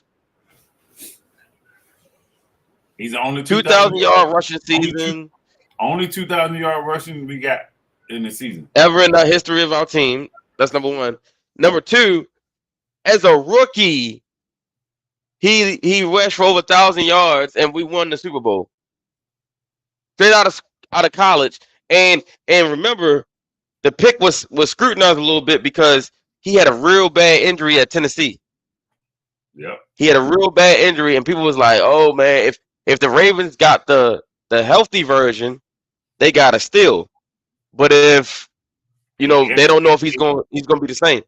Right, because they were talking about him playing in like week 8 or 9, and I'm like, nah. Bro came out as a rookie and dominated. Like, so as a rookie, he had 1,300 yards rushing. As a rookie. 1,300 as a rookie. Straight out of school.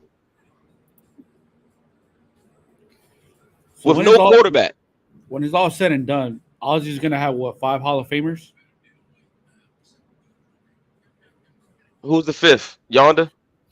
Yonder has to make it. Because I think when you have an all-decade award, Yonder don't make it, I'd be surprised. If Yonder don't make it, I'd be surprised. No, I agree. I think Yonder should make it. So, yeah, then if that's the case, it'll be Ogden, Ray, Ed, Suggs, and Yonder. Wow. That's crazy. Maybe Lamar? I always say Yonder's name first because he was literally the first pick of the Ravens ever.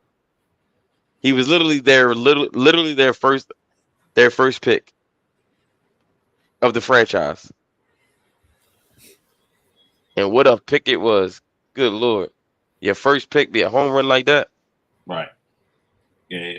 And it's crazy though too, because it's like he did it, unless you was a Raven fan, he did it so silent. Like, right. Like a big rah-rah type of guy. He was just super dominant. Now, he was on a lot of all-decade teams. He was on an all-Madden team. He was on a lot of all-everything teams. That's the UCLA in him, man. They're all quiet. Right. He wasn't like I've never seen a film of him, hey, in the middle of the crowd, getting everybody geeked up. Like, he wouldn't have to. He's so big, he can stand in the corner and still get noticed. Right.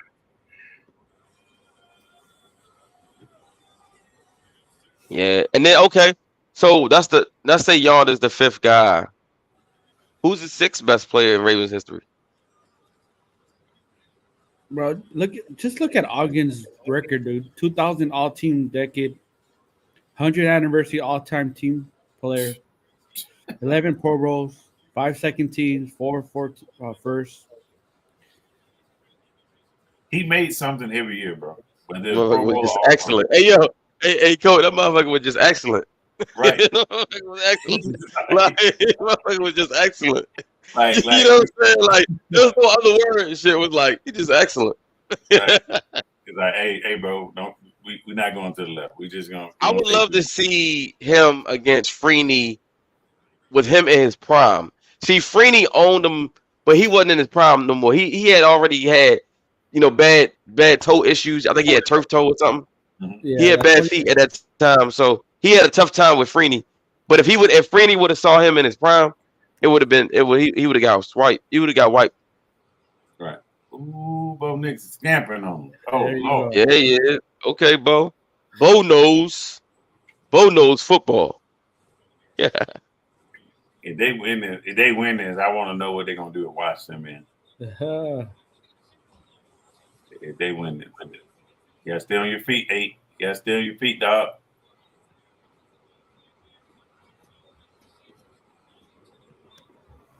Yeah, bro. So, so let's say who's the 6th greatest player then? Let's try to get to 10. Who's 6? 6 greatest Ravens. And let me qualify some things. In order to be a greatest Raven, do they have to be drafted by the Ravens, or can they just play for multiple years? Yeah, because otherwise you wash out all the stuff like a player like a Ty Heat, right? You take away everything he's done. If you was to say, hey, I'm gonna put a Steve Smith in there and then take out Ty Heat, you take away everything he's done. Because that dude laid it out on the line for the Ravens. Yep. Okay. Yeah, Ty Heat, man. Ty Heat took a beating for the Ravens. Like, thanks to Kyle Bowler. Kyle Bowler got that man killed. Like, I ain't gonna lie, if I was him, I would never speak to Bowler again. Right. Like we in the cafeteria, we won't even talk. Just like Zach Ertz shouldn't be talking to Wentz, man. He blew up his career with the Eagles. Yeah, bro, got that man hurt. But I'm gonna say this though, is you gotta put a lot of. I heard Bowler doesn't even come around anymore, bro. I heard like they say he's kind of disappeared off the face of the earth. I mean, would you come around though, as people see in your film? He said people see your film. People don't want to show your face. Would you come around? Like, nah. Yeah, man. Brian Billick really sold us on that one. That was some personal favorite shit because Bowler was dating his daughter. Oh wow. Bowler was dating Billick's daughter. Yeah, he was dating his daughter, and I think the other thing was so Billick really was like standing on a table for Bowler on draft day, like I want Bowler. I want this is my quarterback. I need a quarterback. For the franchise and all of that, and he convinced Ozzie to give up a future first round pick for Kyle Bowler. That's great. That's a friendship. That's a friendship ended right there. Me and you ain't talking. Me and you ain't talking after how that panned out. Yeah, we not even talking. Hey, when Ozzie fired Billick, I'm sure he sat him down in his office and he said, "Well, I just got one word for you. Well, 2. Kyle Bowler. Kyle Bowler is why we're here right now. Right. Because if we would ended up with somebody else or whatever, maybe you still be coaching. Right. But you have Kyle Bowler to thank for your job ending. Because you think about it, as a coach, if you stick your neck out for a player, bro, you better hope it works. Right. Oregon back. Hey, that's Washington's fault for not capitalizing. That dude. This is Washington every week, though. This is what Washington does. They play with their food. They do not know how to just put a team away. They just, they like the Ravens almost. All right. You was up by 3. The dude slipped and fell on 3rd down. He had a clear first down, and then your quarterback can't pay attention to see what the backside blitz coming. Like, hey, that's on y'all. I'm gonna be honest with you though. This Oregon team won't stand a chance in the playoffs. They get in the playoffs, they're gonna get wiped by any one of those teams. I mean, if Georgia plays Oregon again, bro, they're getting waxed. It's gonna be nasty. But they're gonna, how it go. You know how it's gonna go, man. They're gonna try and do everything they can. They're like, hey, look, all right, look, somehow, some way, we gotta make sure this don't happen. Because if it's 2 blowouts, it's like, all right, why we put them in there? Right. Because who's number 2? Georgia or Michigan? Oregon ain't beating Michigan or Georgia. Right.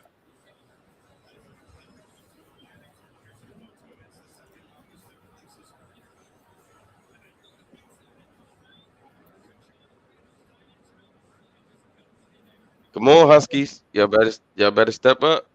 It's still early though. It was third quarter. Yeah, they got. There's a lot more touchdowns where that came from.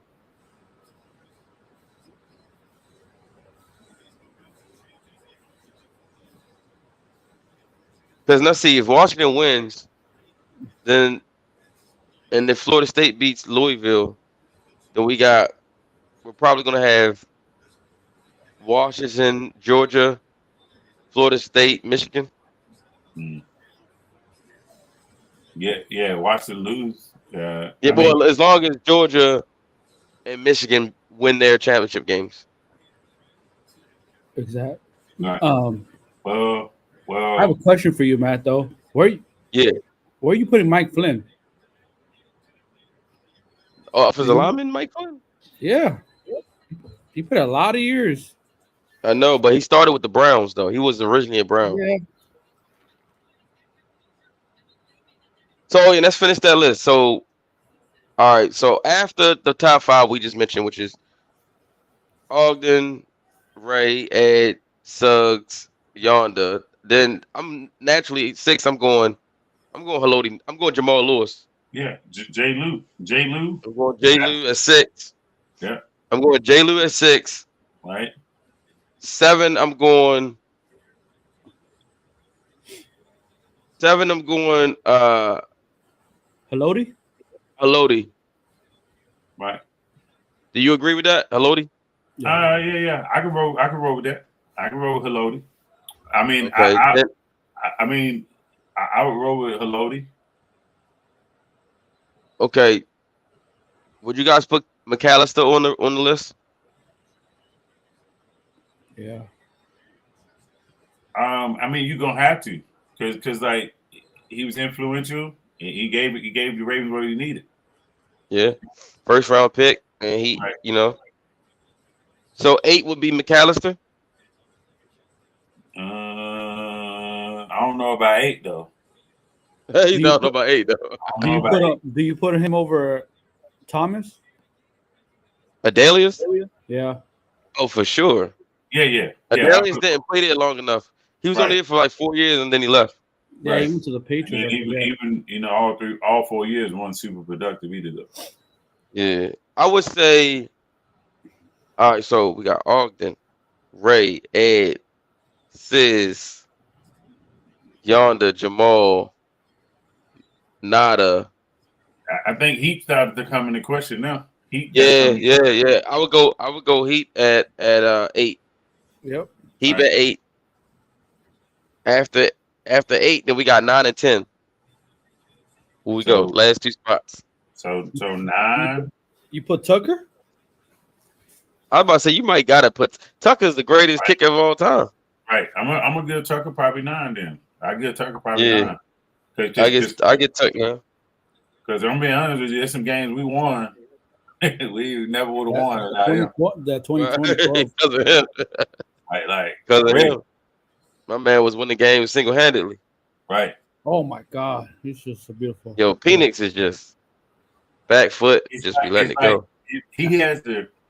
He has the quickest, just when you make a mistake, he voids those mistakes so quick. Yeah. And he's on to the next play. That's why I think he's gonna be a good pro. Yeah, me too. He drops back too far for me though. He ain't that ain't gonna work in the NFL. Those deep drops where he kind of just waits. Those are sacks in the NFL.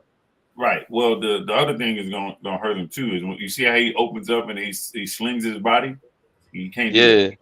Because what's gonna happen is you're gonna have defenders that's gonna be at your feet, and now we talking you injuring yourself because of that. So it should be a step up instead of a sling in your body. Yeah. So then, do we put McAllister at 10? We already put Todd Heat, right? We already got Heat. He was 8, right? 9 was Tuck. Then we got 10. McAllister. Where does Scott? Well, Scott put it for the Jets after. No, I'll put Peter Bowe over Bart Scott. Right. There's so many, Bowe would have been Hall of Fame if he didn't if he didn't have those injuries. Mm-hmm. Yeah. Those injuries really got Bowe, bro. Yeah. Messed him up bad. Yep. Yeah, because I ain't gonna lie, man. I was saying to myself, this is probably gonna be the one and only time 2 linebackers have 150 plus tackles, and damn near 100 of them solo. Now, if Lamar wins the Super Bowl this year, he goes on the list at 10, and then he can work his way up. There's so many players, though, man. Because that's the thing too. Because if we do win this mug, you gotta start looking at players like Marlowe. Yeah, then right. That's what I'm saying. Then the list guy gets shaken up a little bit because You know what I mean? You got because then okay, let's say we do go Chris McAllister at 10. Well, so they win the Super Bowl. Lamar goes in. McAllister comes out. What about Mark? Not yet. Yeah, Andrew. So yeah. But again, if Andrew has another season like he's been having, hey, he right there on the door. Who's had a better career? So at this point, Chris McAllister or Marlon Humphrey? Oh, Marlo. He should have been all pro last year. I think that we would have. Marlo gets cheated. Marlo gets cheated out of a lot too, though. Was Chris ever all pro? No. No. I feel like Chris had a couple all pro type seasons. Nah, because he didn't get a lot of interceptions either, though. Man, he was clubbing all the time, man. Yeah, bro. He used to clamp people, bro. I'm telling you. Yeah. He was just like Jimmy Smith. Lock people up. Don't get a lot of interceptions, or he don't get no love. Right. You don't get interceptions. People don't look at you like that. True.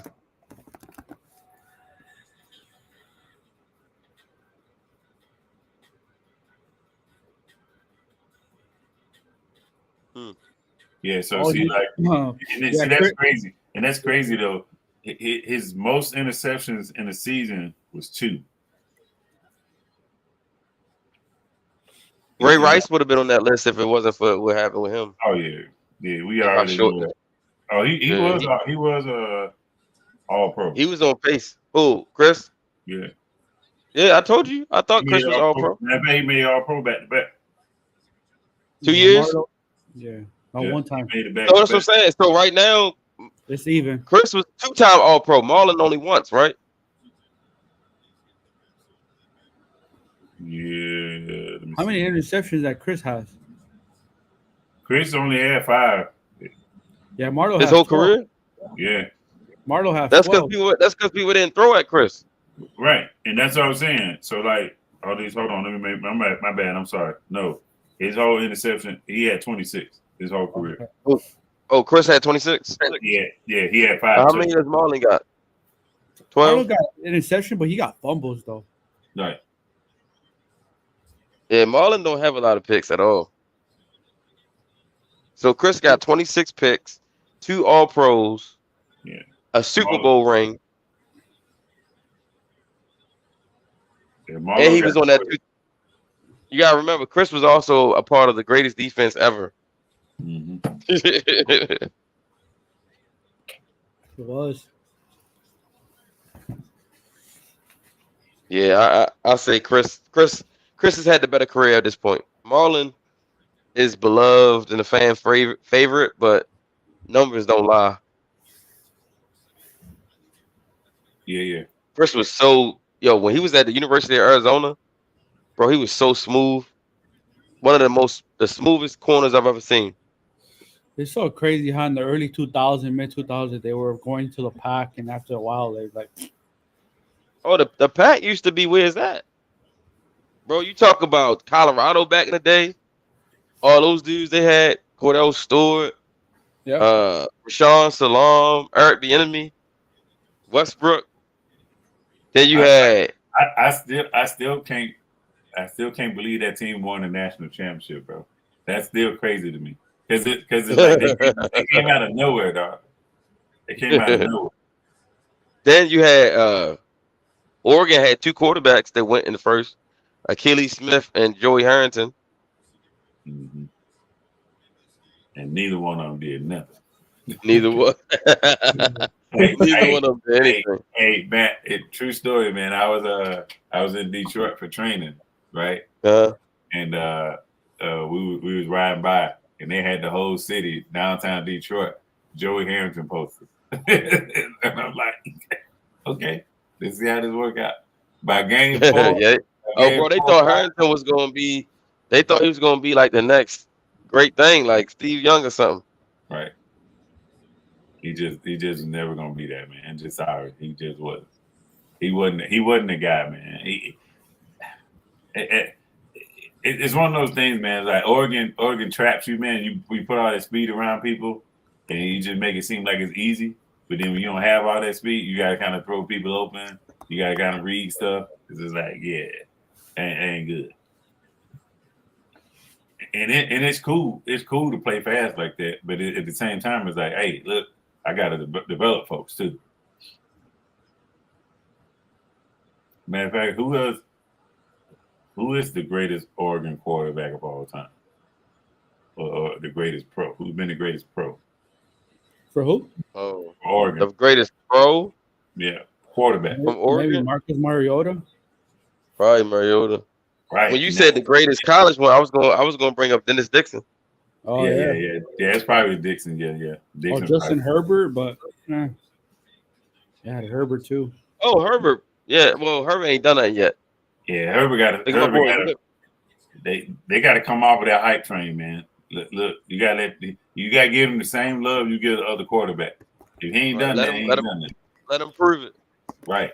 If he ain't done that, don't pull.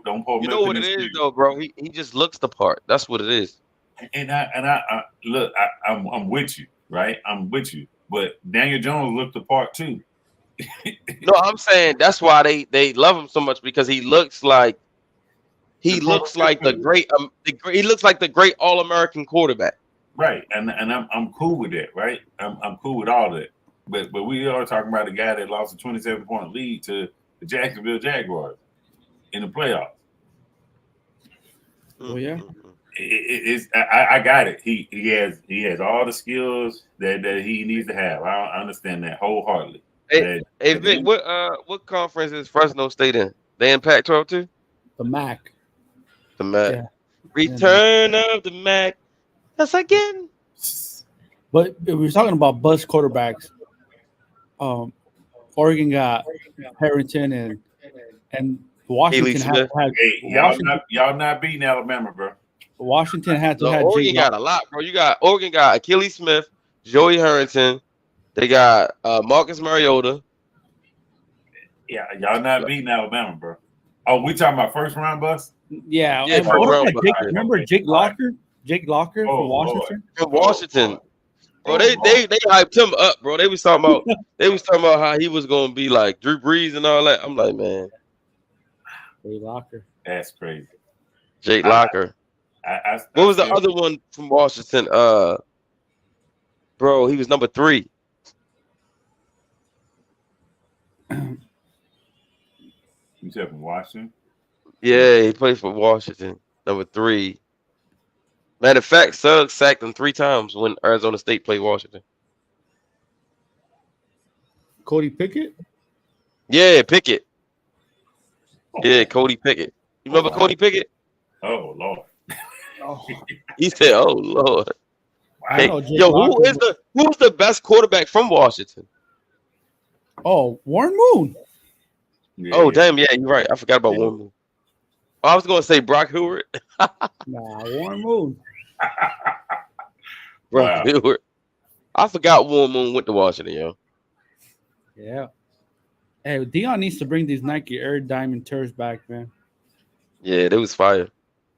I got okay, so then Alabama had a lot of bad quarterbacks. Right.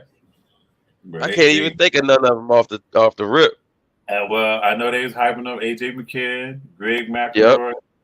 Yep. McElroy, that's one. Yeah, Mark Jones. Who? Mac Jones looking like a bust. Right. Ain't no looking like, cause he is, bro. He said ain't no looking like. Ain't no looking like. He is. Looking like he is, dog.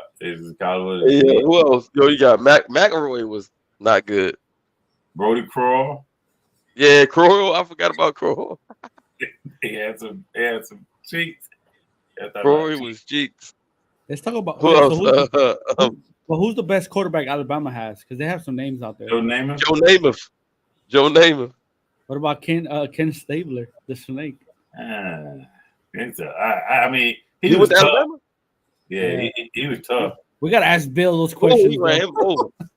We gotta ask Bill those questions. Yeah, you know he would know. Kenny Stabler. Yeah.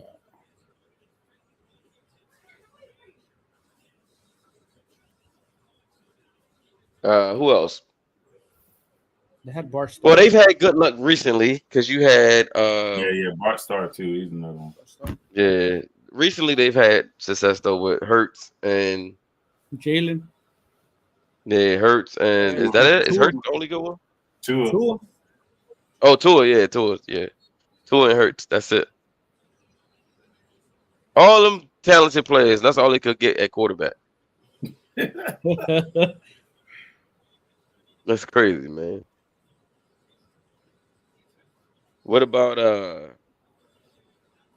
USC? Who's the best? Who's the best quarterback? Well, USC had a lot of good quarterbacks. Carson Palmer. Well, let me say good college quarterbacks. Carson Palmer is probably the best NFL quarterback they've had. Man, my dad used to like Ronnie Pete. Oh yeah, Ronnie Pete was good. Yeah. Ronnie Pete had his fair share of time. He got a fine woman, married her. You talking about Holly Robinson? Yeah, Holly Robinson. Yeah. We had. What about all right, so you said Ronnie Pete. We had Barkley. We had Mark Barkley. Oh yeah, Matt Barkley, Carson Palmer. We had Mark. Carson Palmer won the Heisman, right? Huh? Carson Palmer won the Heisman, right? Yep. Yeah. Matt Leinart. Matt Leinart was cheeks in the NFL. Without all those like all Americans around him, he ain't look the same. Right. If you watch old ESPN, Sean Salisbury. Yeah, that was my man. He played at USC. Yeah, he played at USC. No, I like Sean Salisbury. He was cool. He was good at ESPN. I don't know what happened. Yeah, he just disappeared. USC quarterbacks. That's it though. Then they had Matt Barkley. Huh? Mark Sanchez. Oh yeah. Oh Lord. Sam Darnold. That was a bust. We had Sam Darnold. Oh yeah, bust. Sanchez was a bust. Matt Leinart was a bust. Matt Barkley. Remember Matt Barkley? Oh yeah. He became a back. He can like AJ McCarron, bro. McCarron. Just backup quarterbacks. What else? Who else we just talked about? We have Caleb. Yeah, well, hopefully he can break the trend. Breaks the cycle. Because Carson Palmer is the best quarterback they've had in decades. Yeah, proven in the league. Calendar. Carson Palmer was nice, yo. I kind of sucked that he got injured in that playoff game against the Steelers. But Carson was nice. Oh, that's crazy. I just looked this up. So no USC quarterback has ever played in the Super Bowl. No. Damn. No. That's crazy. But they do have the most Hall of Famers in NFL though. Right. That's wow. That's wow. That's why those quarterbacks be so good in college. Because they have all those nice NFL players around them. That's crazy. That's crazy. You know who's got a real bad track record at quarterbacks in the NFL? Georgia. Like outside of Matt Stafford, name me a really good NFL Georgia quarterback. Ooh. That's another program that just rich with talent at every other position. And the quarterbacks be mediocre. We ain't got no quarterback for you. We ain't got no quarterback for you. We got everything else. Wide receivers, running backs, linebackers, corners. Stetson Bennett, a second. Stetson Bennett. And that's wild though, because people don't even consider him great. No, and who was before him? You remember Aaron Murray? Aaron Murray. Yeah, Aaron Murray.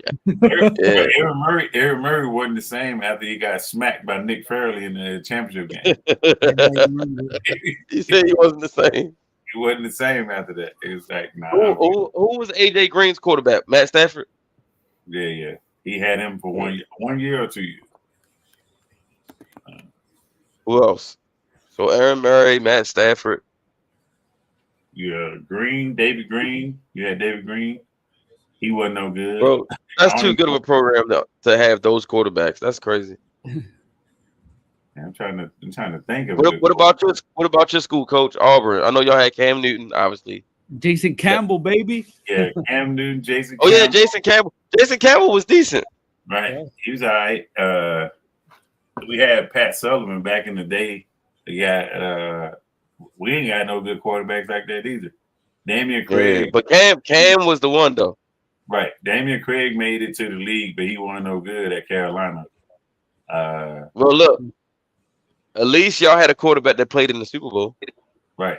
He should have won that mother. I don't know what he was doing. Crazy. That Super Bowl was crazy as a mother. Yeah, I ain't gonna lie, that Super Bowl felt like it was fixed. Right. Yeah, Jared Stidham, he made it to the league. He'll back up right now. Jared Stidham, Cam Newton. Matter of fact, if he make it, Bo Nix would be another one. Bo Nix, right. Right. Trying to see. Even though he was trash at Auburn, though. He was terrible at Auburn. Yeah, they didn't recruit for the guy. If you look at our wide receiver core, a bunch of guys that switched positions. It was never. I'm being honest. Like name me the all wide receivers. Bunch of guys who switched positions. You ain't have no bona fide. Like if you look at Auburn, you look at Georgia and Alabama and all the other teams around there in the conference. Everybody had some kind of bona. Even Ole Miss had bona fide wide receivers. We never really have.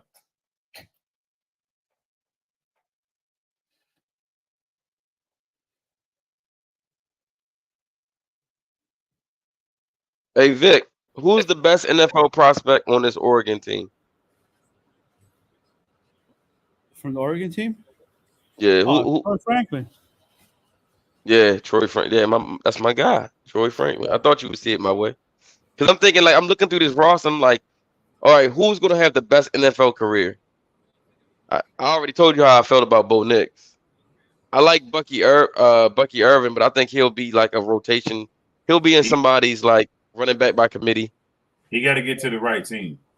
He does. He does. He's another one of those. Because like right now, like again, trying to run between the tackles, like just stop doing it. No, and ain't it. And he don't have the breakaway speed like a Keaton Mitchell. Right. Well, he's not gonna break the tackles either though. Because look, like right here, he's not breaking that tackle. But now Washington's a different story because I think they have the most talent coming out. Right. Yeah.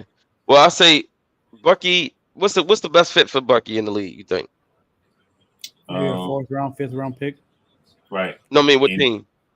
Oh, for me, based off how they currently constructed, I would take him on the Raiders. Be a good compliment, good change of pace for Josh Jacobs. Because now we're talking. I got a guy that can run in the middle, but then I got a guy that can get it on the outside of. Josh Jacobs is a free agent. He might be replacing Josh Jacobs. Right. No, if that's good, then no, I don't want him to go there. he need to go be a compliment to somebody. What about San Francisco? Back up McCaffrey. I can see that because they're not going to ask him to do something that he's not accustomed to doing all the time. Right. And they're going to probably put him in a situation to win. Yep. Yeah. I could see him in matter of fact, another spot would be Seattle. Seattle would be another spot for him.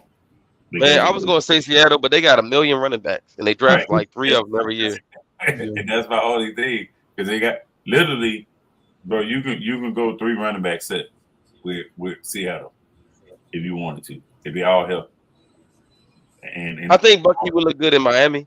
And all 3 of them can kill you. They got a buttload of running backs too. I know they do. They just got A-Chain and all that stuff. Right.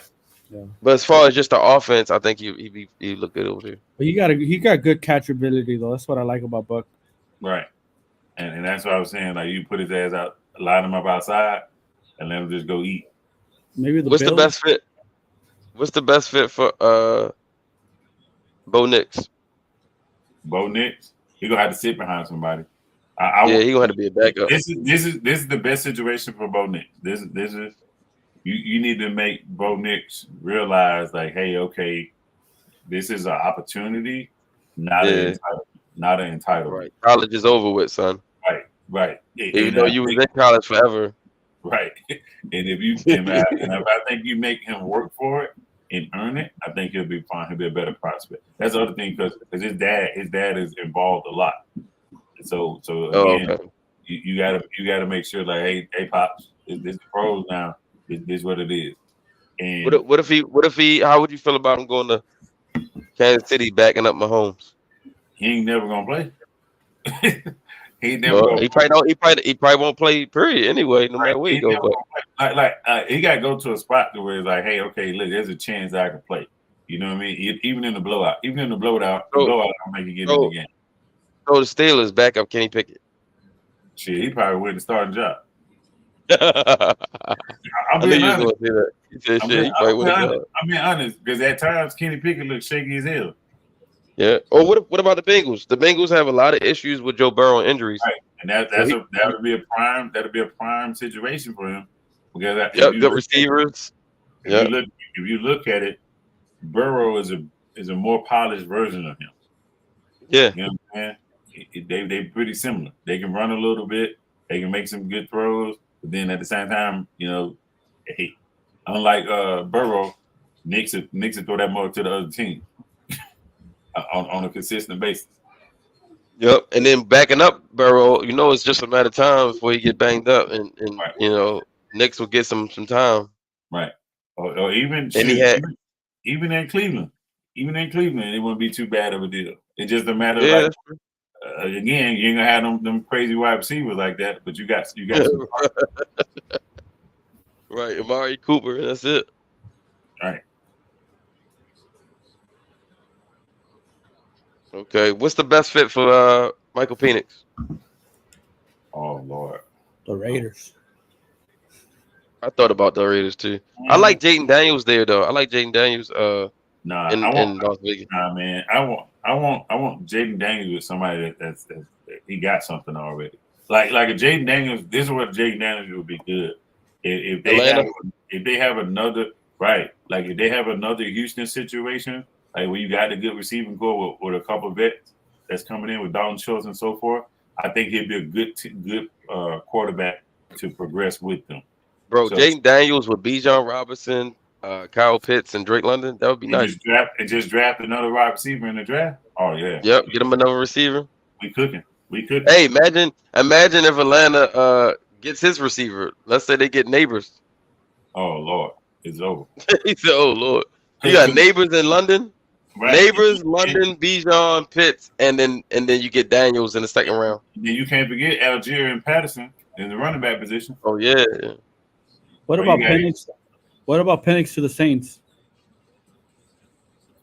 I can see it, but you need another. I can see it too. You need another receiver on option. Because what you gonna get out of Mike Thomas? You got Olave, but yeah, but like is Mike Thomas just gonna be there taking up a roster spot, or is he actually gonna contribute?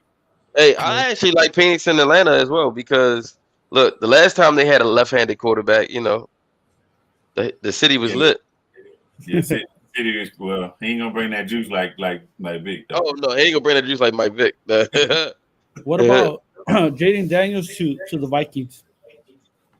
I like it. I was thinking Penix to the Vikings. I like it. I like that.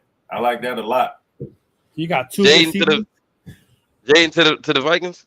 Yeah, Jefferson. Yeah, you give him Jefferson and Addison. That would be crazy. And then don't forget if he can get a running back, he need a running back too. Don't forget Minnesota need a running back. So now we talking. You got a double team, Justin Jefferson, and then you got to commit somebody on T.J. Hawkinson. Hey, that's an easy running lane. That's a good little mix. And I don't know if y'all knows, but Jaden Daniels is fast. Right. So he got speed. Right. That's what I'm saying. Yeah, Shorty can go. I ain't know he was that fast for real. Right. I knew he was fast. My whole thing about him is I need him to gain just a little bit more weight. Yeah, he a little skinny. Yeah. But so was Lamar. Right. Yeah, Lamar was skinny too when he came up. It's crazy. They bulk up for training camp, but training camp is done. They lose all that muscle mass. Right. But I was thinking about Seattle, but Seattle, they just paid Geno. Will you just try to drive one of these kids? No, I think they ready to move on from Geno. Yeah, because I don't think they can win the big game against the bigger team or the better team. Like they're not gonna be the San Fran or Philly with Geno. You saying Phoenix for Seattle or Daniels for Seattle? Oh, that's tough. Oh Lord, bro, listen to me. Give me Daniels. It's the same reason. It's the same reason. I got 3 viable threats as wide receivers. But Phoenix is used to having receivers, and he would have DK, he would have JSN, and he would have Lockett. Yeah, but Phoenix ain't gonna give defensive coordinators nightmares of running around the field. Jaden Daniels will give people nightmares. Oh Lord, he said give people nightmares. And then look, this is the other thing though. This is the crazy part about it. You still ain't got no answer for DK.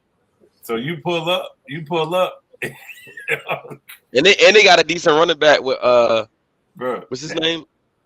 Kenneth Walker and Kenneth Walker. That's my boy. Charbonnet too. Charbonnet and Kenneth Walker. Right, bro. That'd be a donkey, man. And they got a good defense too. Right. I can see. I don't know about y'all, but I can see the Ravens drafting Jordan Travis and redshirting him for a year. And letting them be the backup. I want Brian Thomas from LSU. That's who I want. I'm talking about Jordan Travis, the quarterback from Florida State. Oh, from Florida State? Yeah, okay. Yeah, the quarterback. Just because I think they need to start thinking about another backup outside of Huntley. And he has a lot of ability. And the Ravens love the scratch and dent discount. Right. You know what I mean? They love to get a good prospect for the low. Right. You can see if they can bring him out. Look what we got. Yeah, see if they can let them get healthy. And then, next year, the year after, let them compete for that backup job. Yeah. Right. I'll tell you whose stock is rising today. Jaden Polk, man. That kid's he is. It is. Yeah. His stock rising. He was one of the guys I was watching. Like if I'm the Ravens and I need a compliment to what I already got, yeah, he's one of those guys. Because again, I don't know if they're that kid, Troy Fontenot, the left side, he working, bro. I've been watching him the whole game. Mm-hmm. He is working over there on that left side. He is working over there on that left side. Matt, I'm telling you, it let me know everything I need to know. That stands it. Look how low he is. Look at his butt. The only person that's lower than him is the center. That's what I'm saying. Yeah, he working, bro. Right. Let's be honest. There's probably going to be like 6 or 7 offensive tackles going on. Like, let me get him and have him develop 1 year behind Stanley, and then until we put Stanley out the pasture. Right. Matter of fact, we ain't even got to put Stanley out in the pasture. Just let him wander. Because, like, man, you ain't been giving us nothing, man, these last couple of weeks, man. I was like, bro, this can't be the same guy. Can't be. He out there looking like one of my freshman linemen. He said this can't be. I'm like, no way. This is all pro left tackle. At this point, let me ask y'all, who's had the better career at this point? Ronnie Stanley or Laramie Tunsil? Stanley. Oh, Stanley. Yeah, because Stanley has risen to the level the way you can say he was the best left tackle in the league. Tunsil's both of them have gotten big second paydays. Right, and I don't think anybody has ever been beyond the shadow of a doubt he's the best left tackle in the league. You know what I mean? Mm-hmm. Like there was a couple of years that people were like Ronnie Stanley is the best actual left tackle in the league. That's true. Man, his fall from grace was fast. The minute he literally gets hurt the day after getting his contract, he got hurt the next day. That's crazy. Like, you can't make it up, bro. Like, how do you get signed today and get injured tomorrow? Like, bro, damn. That's movie worthy, bro. That is movie type stuff. What Disney at? Let me put Disney out here. Like, whoever wrote that script, right? Man, they harsh. All right, at least let us enjoy him a couple of games. Right. Well, I ain't gonna lie, his timing was impeccable because it's a good thing he got paid when he did. Because if he didn't, bro, he probably would have never got paid. Yeah, and we ain't had no answer. We still had Orlando Brown. We probably would have paid Orlando.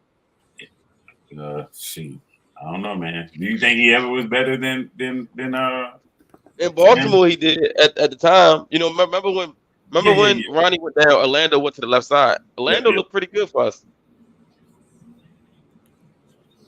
Orlando looked pretty good for us. Ronnie has the edge. He has an All-Pro. Yeah. Yeah, Tunsil don't have an All-Pro, huh? Nah.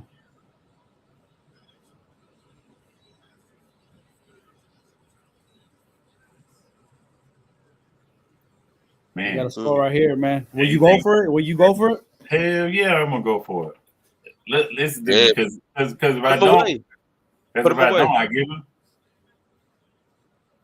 I give them the ball back. It's a 3-point game. Put them away. Right, because if you don't, they're gonna get the ball back, and guess what's gonna happen? You down by 7. There it is. Beautiful. There you go, wow. There it is. Wow. Now that makes it a 2-score game. Right. With 2 minutes left. Bye, Oregon. That's crazy, though. Wow. Now this is college football, so anything can happen. But I think it's over with. Oh, that's how they got him. I think they grits is good. Put him on the sling. You fell linebacker. You can't fall asleep, bro. I'm not gonna say nothing because me and Matt and Bill were watching the Bama game. Right. Right. We thought that game was over too. like how do you not pass interference or something on that? You just let them take these. How do you not pass interference? You were up by 10, then you lose by 7 or something. Right. Like that fumble hurt us. That fumble hurt us. We got a chance to go ahead and say, all right, that fumble didn't mean that much to us because they got a 4th and 31. Nah, what we do? Nah, a moment too big for us. We don't want this. We get it. Y'all can have it. I'm just like, damn, bro.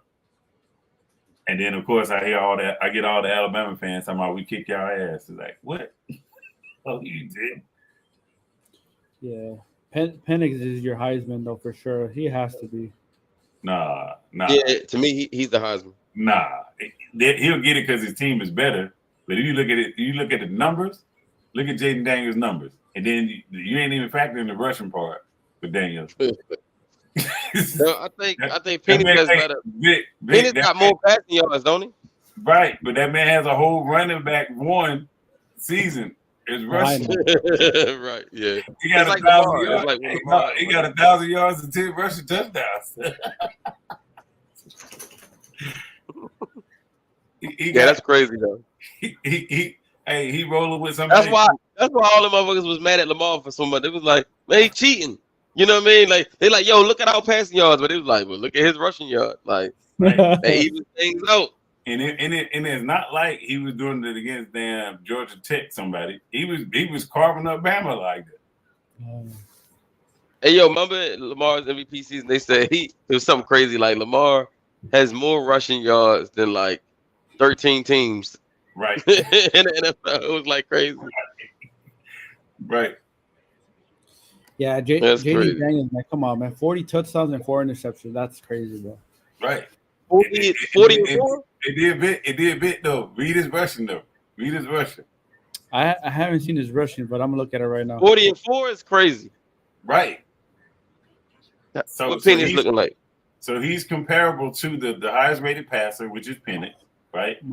Bro, this is amazing. You got over 1,100 yards of rushing. Right. And he has 40 touchdowns and 4 interceptions. Right. That's nasty. I'm like, that's bro. nasty work. But he what they be saying on Twitter, that's nasty work, boy. Right. And he probably won't get it because LSU ain't competing for a playoff spot or a championship. Right. Now, what Penix looking like? What Penix look like? Michael? Let's check him out. Now, obviously, he gonna add his stats tonight.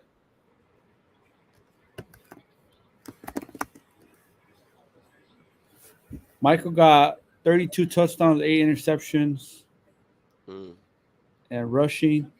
Shoot, probably doesn't have him. So he has less touchdowns and more interceptions. For rushing, he has -6. He don't run. You don't run. You said -6. That's crazy. -6. He's not a runner at all. And I feel bad for Herm Edwards because that was his top pick when he got J.D. Daniels, man. Mm-hmm. Yeah. Oh, he did have Jaden Daniels. I felt like I've seen Jaden Daniels before. I'm like, why does this dude look familiar? That's where he was at, Arizona State. He was at Arizona State. Damn. He's a Cali kid. He's from up north, same area as C.J. Stroud.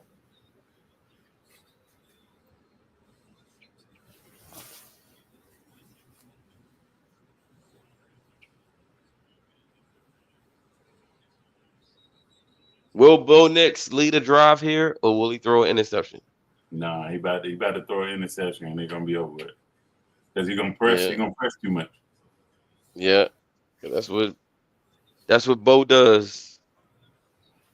His Heisman bubble is about to pop because he's not really having that great of a game. I mean, he dominated. If you look at his team, if you look at the teams he dominated, right? I'm not gonna say he's supposed to do it, but it ain't nobody that we say, okay, look, you guys are neck and neck with this team. You know what I'm saying? What do you think? What do you think Nix runs in the 40? He looks pretty fast.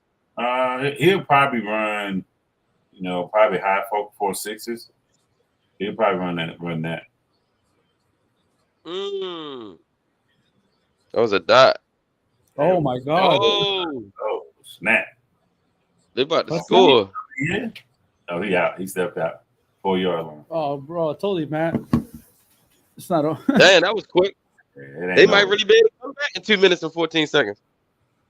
Dang. You heard me say this is college. Oh, he ain't get out. That's he ain't step out. That's a touchdown. Where the ball at? That's a tip. That's a tutty. That's a touchdown. Yeah, that's a tutty. That's a tutty.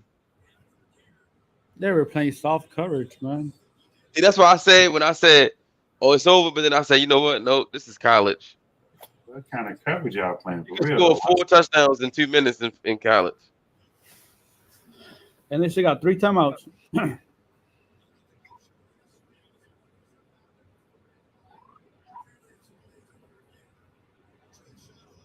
Hold that Heisman. Damn, who's number 5 on Oregon? Who that? That boy doing his thing. Yeah, that's a big play he just made. He was definitely in though. That looked like some USC defense, man. For sure. I'm serious, man. That's how it was all season. Hey, who gonna be the new USC defensive coordinator? Anthony Lynn's son. They got one, right? Oh yeah, the one that used to be with us, right? Yeah, Antoine Lynn or something like that. Yeah. Yeah, that'll be better than Alex Grinch. I'm done with that guy. Yo, Grinch was crazy. like crazy in a bad way. Touchdown. There it is. There you go. Oh man, this is crazy. Yeah, God damn. This game is bananas.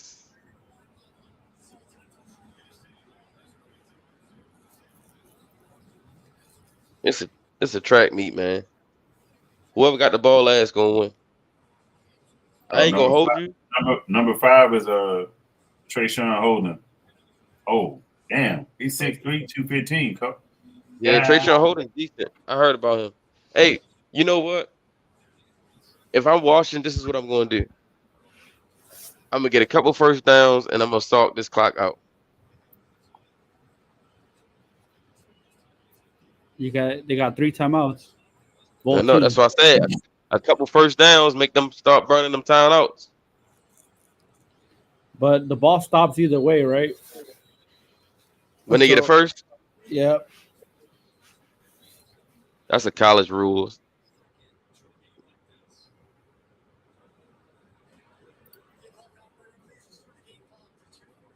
Wow, more time. 2:14. Wow. Bro, I feel like they got the ball at 2:14. They did, huh? No time went off the clock. Like,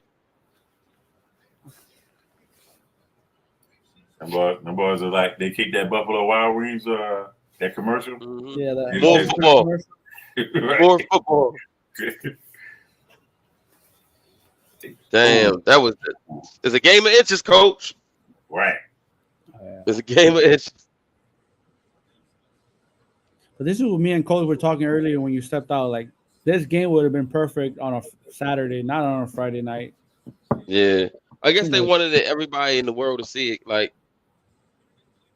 because people don't be paying attention to the Pac-12 on the East Coast like that. So Nah, but this is still late at night though.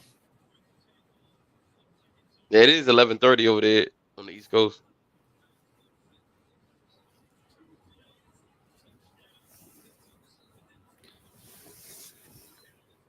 Will Penix have a Heisman moment, or will he fumble the bag? Stay tuned on the next episode of Dragon Ball Z. They great kick an onside kick.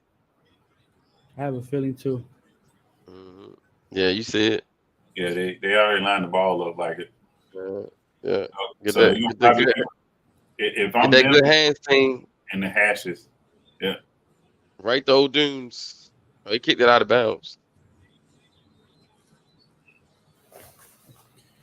Yeah, all right, 2 minutes and 14 seconds left. This is stuff legends are made of. I'm not a fan of Dan Lanning. Me neither. Ever since that Colorado game, I was just like, dude. It kind of came across weird, didn't it? Like it was Yeah, like this is our Halloween story or whatever he was saying. I was like, dude. I mean, he did what he needed to do to pump his team up, but like bro, like you're a powerhouse supposedly. it was a little cringy. Right, like Yeah. you're supposed to beat Colorado, bro. Like he was saying it like they was the underdogs and shit. Yeah. Your team was favorite, my guy. Yep. So you see what they did? Run the ball. Why did the clock stop? They stopped. They have a timeout. Oh, somebody's helmet fall. Well, they have their helmet. The timeout. Oh no, they called timeout. Hey, I'll be back in a minute, man. All right. I'm gonna help my niece real quick. Yeah, they called timeout.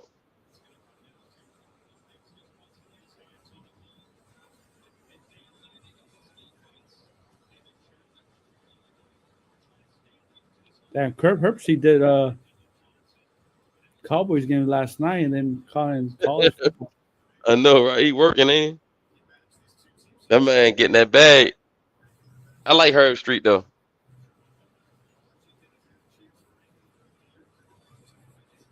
I like Kirk Herbstreit. Yeah. Is he doing tomorrow's game too? Or just this one? I like David Pollock too. Yeah. He got laid off from ESPN, but I like him.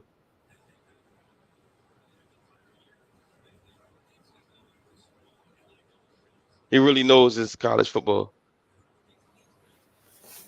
Where you go?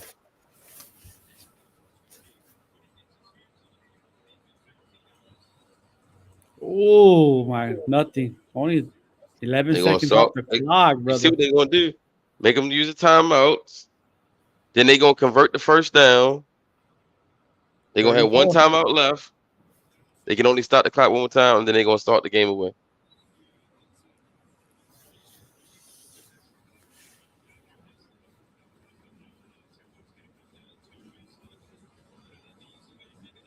Look at the fans. They nervous. They big nervous. Oh man, this is coming down. I mean, these two teams are obviously close because Oh yeah. the same thing keeps happening every time they play each other. It comes down to the wire. Second and third and fourth. All right, Huskies. Let's convert. Let's convert. Put the game away. Because if they give the ball back to Oregon, Oregon might mess around and score, bro.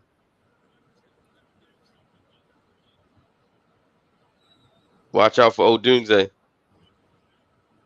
That's his man on. Looking at There him. it is. Oh, that's There it is. McMillan. Oh, That's McMillan.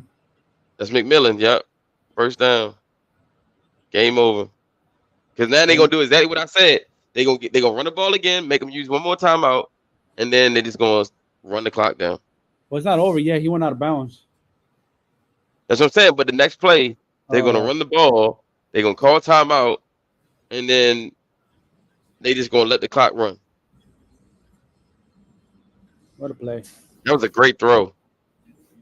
On a gotta have it moment on third down, that's a great throw.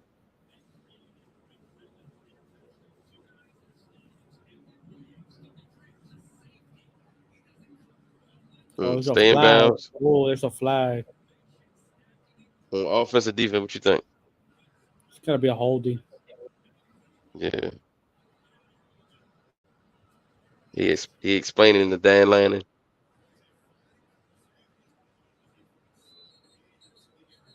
Holding, yep. Who's it on? Oh, 71. They got the first now.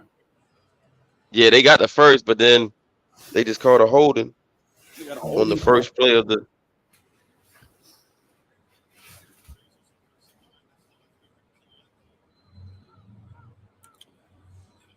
Come on, refs.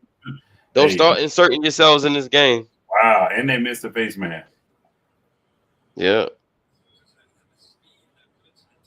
All right, 1st and 20.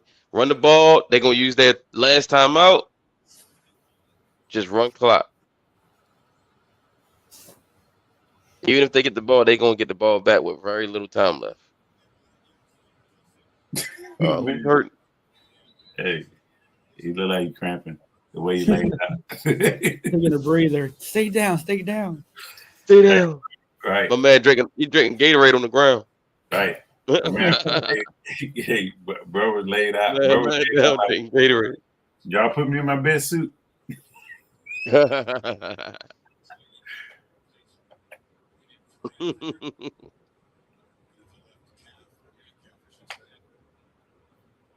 All right, Huskies. Get some yards on this.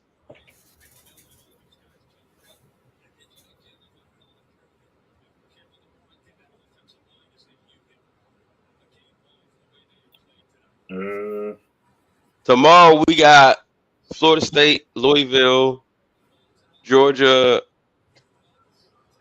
Alabama. What time is those games?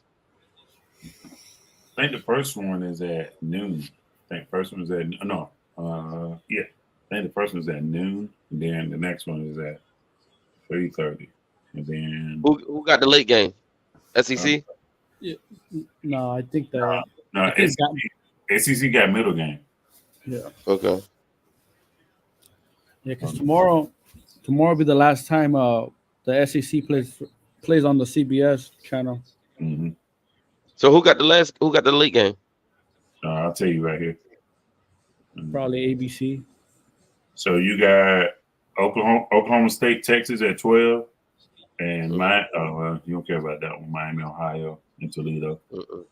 Florida and not Florida, but Georgia and Bama at 4, and then the late game is FSU, Louisville, Michigan. That's the late game. Okay. Michigan and Iowa is late game too at 8. Oh, I got Michigan, Iowa, the late. Right.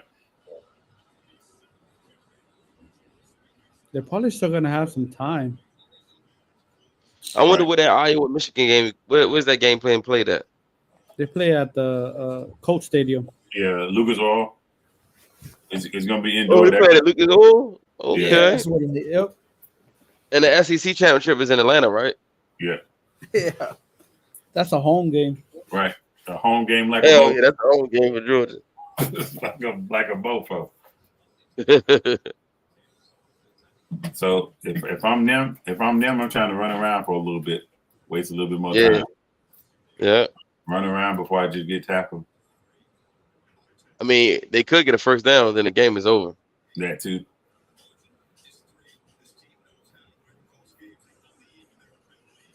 Because we just saw Oregon score with like 2 seconds. So yeah, I don't think Washington giving them that same look no more now. they done. They got their free trial. It's a wrap. They got their free trial. Hey.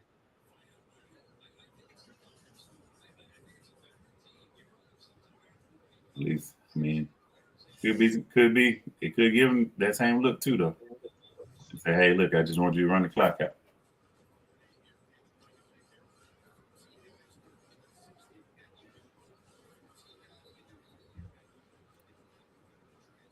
See, these are the type of moments you need a Jaden Daniels type of ability, because you know they prepare for the running back. You just catch the AJ, get that mug and be out.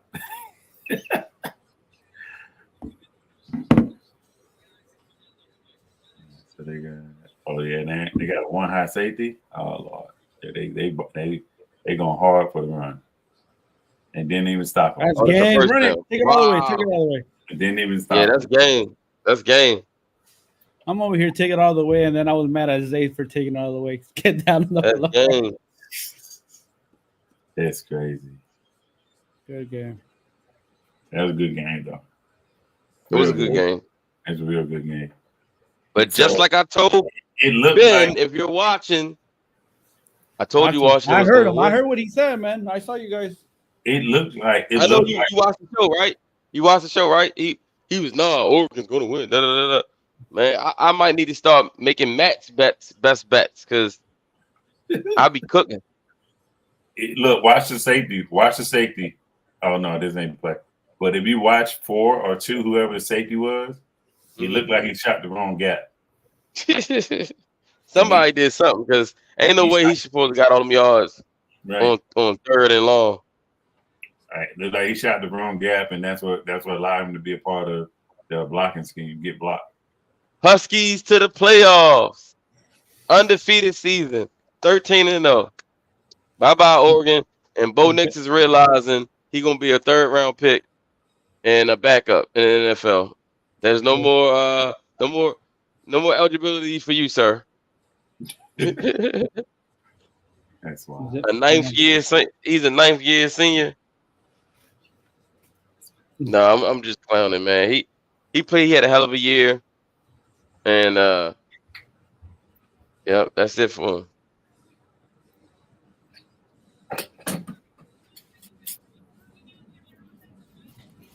Yeah. I saw Ben's tweet last night. He was saying put some money on Oregon to win the national championship game. Ben, I'm not gonna listen to you no more, man. I'm about to say, like, what? Nah. I would have put some money on them making the playoff before I do that. Playoffs. We gotta make the playoffs first. Yeah. Washington looked like he was like, "Yo, put some money on it." I should have put some money.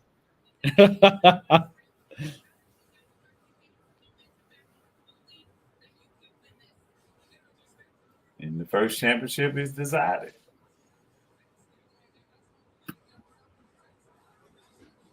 $27 for 39, 319 yards and a touchdown and a pick.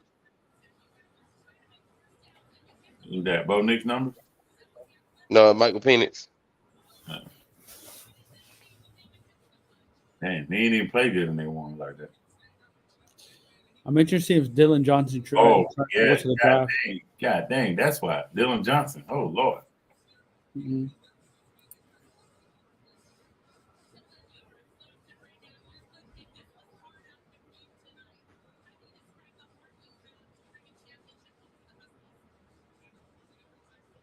That was Ben. Ben said he's gonna try to pop in a few minutes. Come on in and explain yourself, good man. How about those Oregon Ducks that did not win? Yeah, I'm about to jump off here and go to bed. So yes, sir. I know it's late over there. Yeah, the quack got clapped. The quack got clapped. Hey, we got a big college football Saturday coming up. Right. Right. All right, man. Appreciate y'all. All right. Of course. Thanks, Coach. Appreciate you coming through. Talk to you later, brother. Be safe. Yeah. You too. Yeah.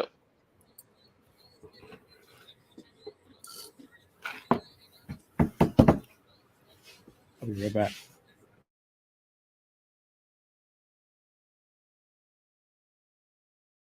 We waiting on it at the house. At the apartment. He said he give my boy the Heisman, man. We waiting on it at the house. We waiting on it at the house. Give my boy his Heisman.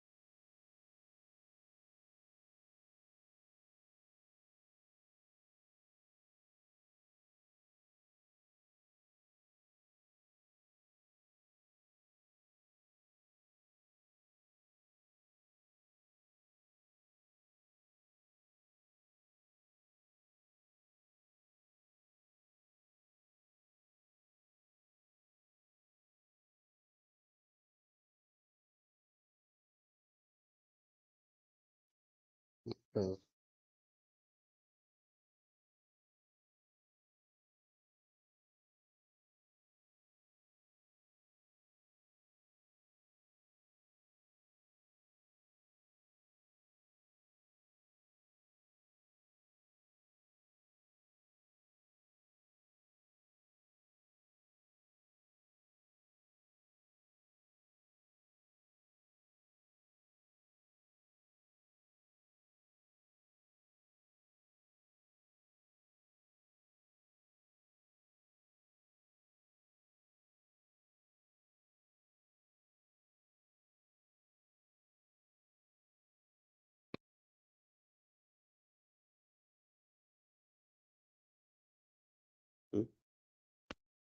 what is it?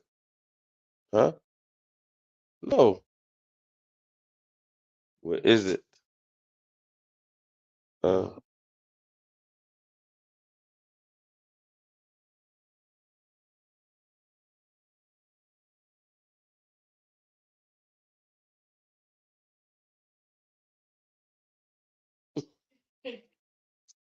got me on camera doing this.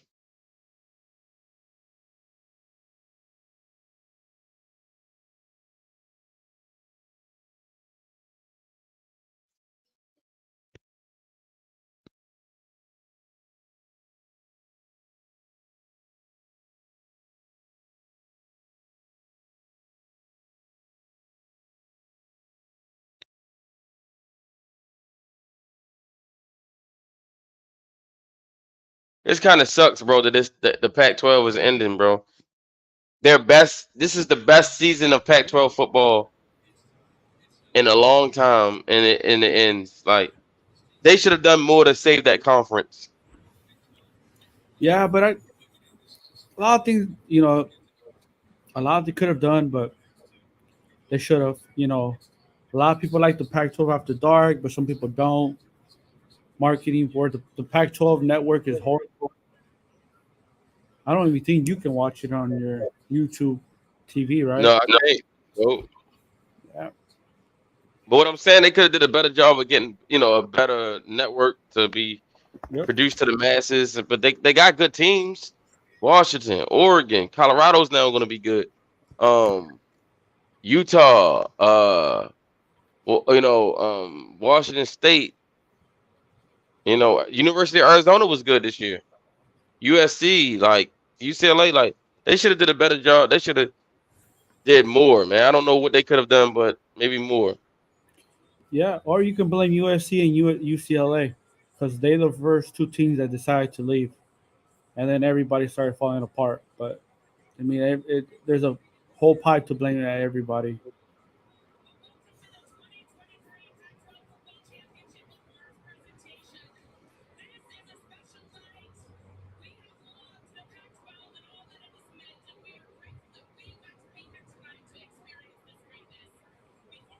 UW deserved this win because I mean, not only were they the better team, but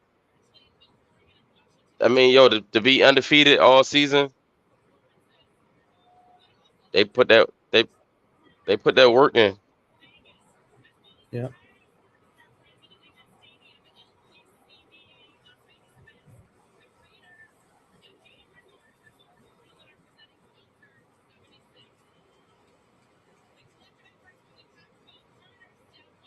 Yes, it was. Yes, it was. Some of the best football we've seen this year was in this conference.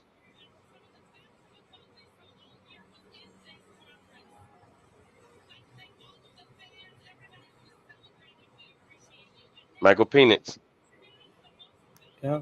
Or you could have what the Pac-12 should have done, and I always say to this once in a while, once Texas and Oklahoma decide to leave, they should have went after the Big Ten schools.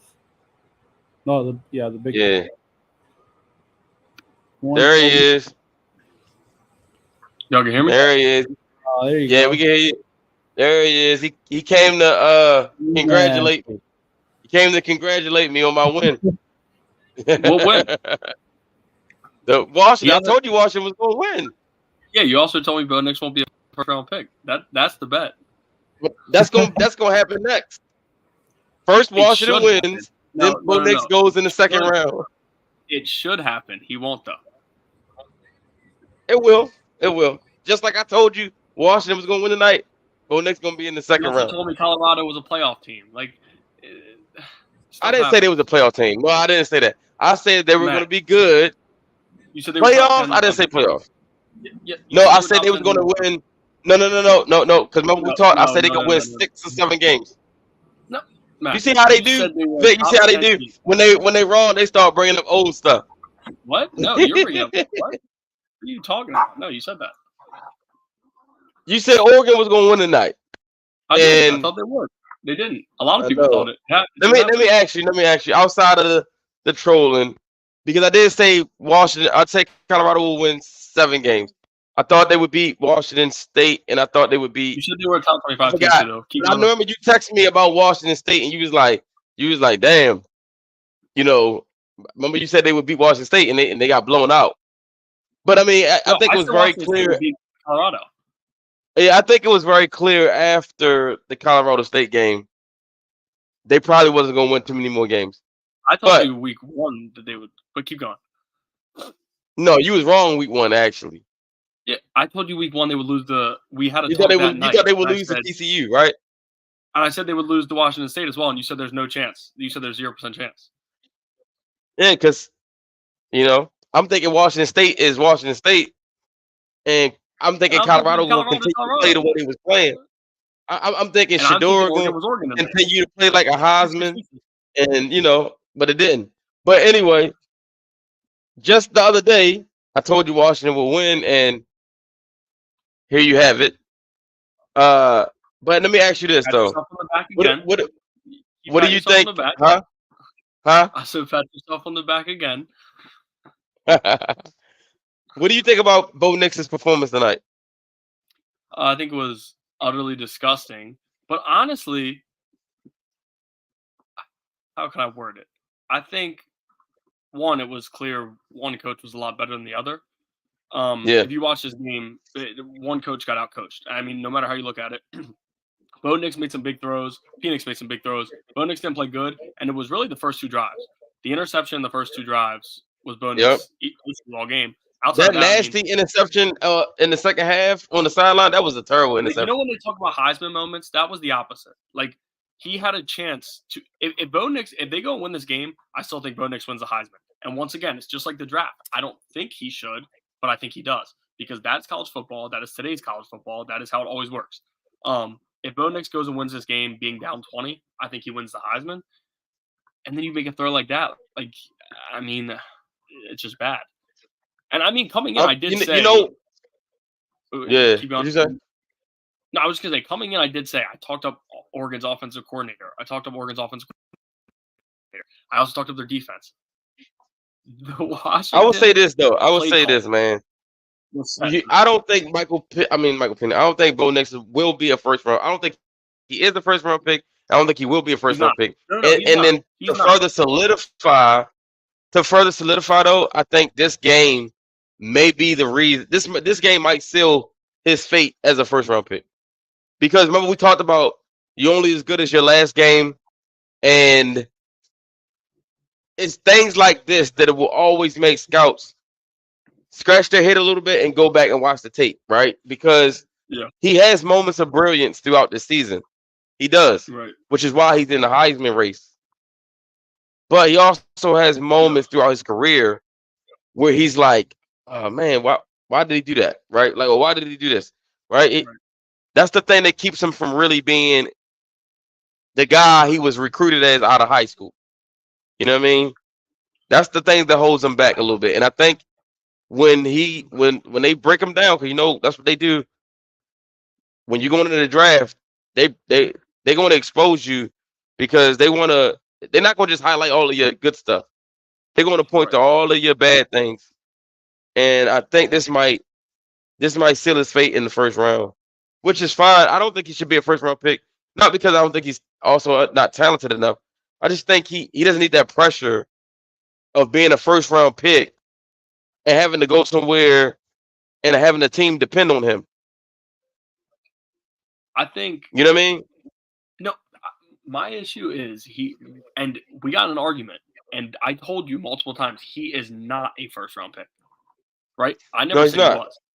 I said he's Right. not. However, I said he would be, and I still think he could be. I was also banking on them to go on a run here, and obviously it's a different year. Kenny Pickett was a first round pick. Go watch his film. Obviously, it was a bad. Yeah, but that was a year. terrible draft class. That was a terrible draft But class that when doesn't it came excuse quarterback. drafting him in the first round. He's not a first round quarterback, and how does that look right now for them?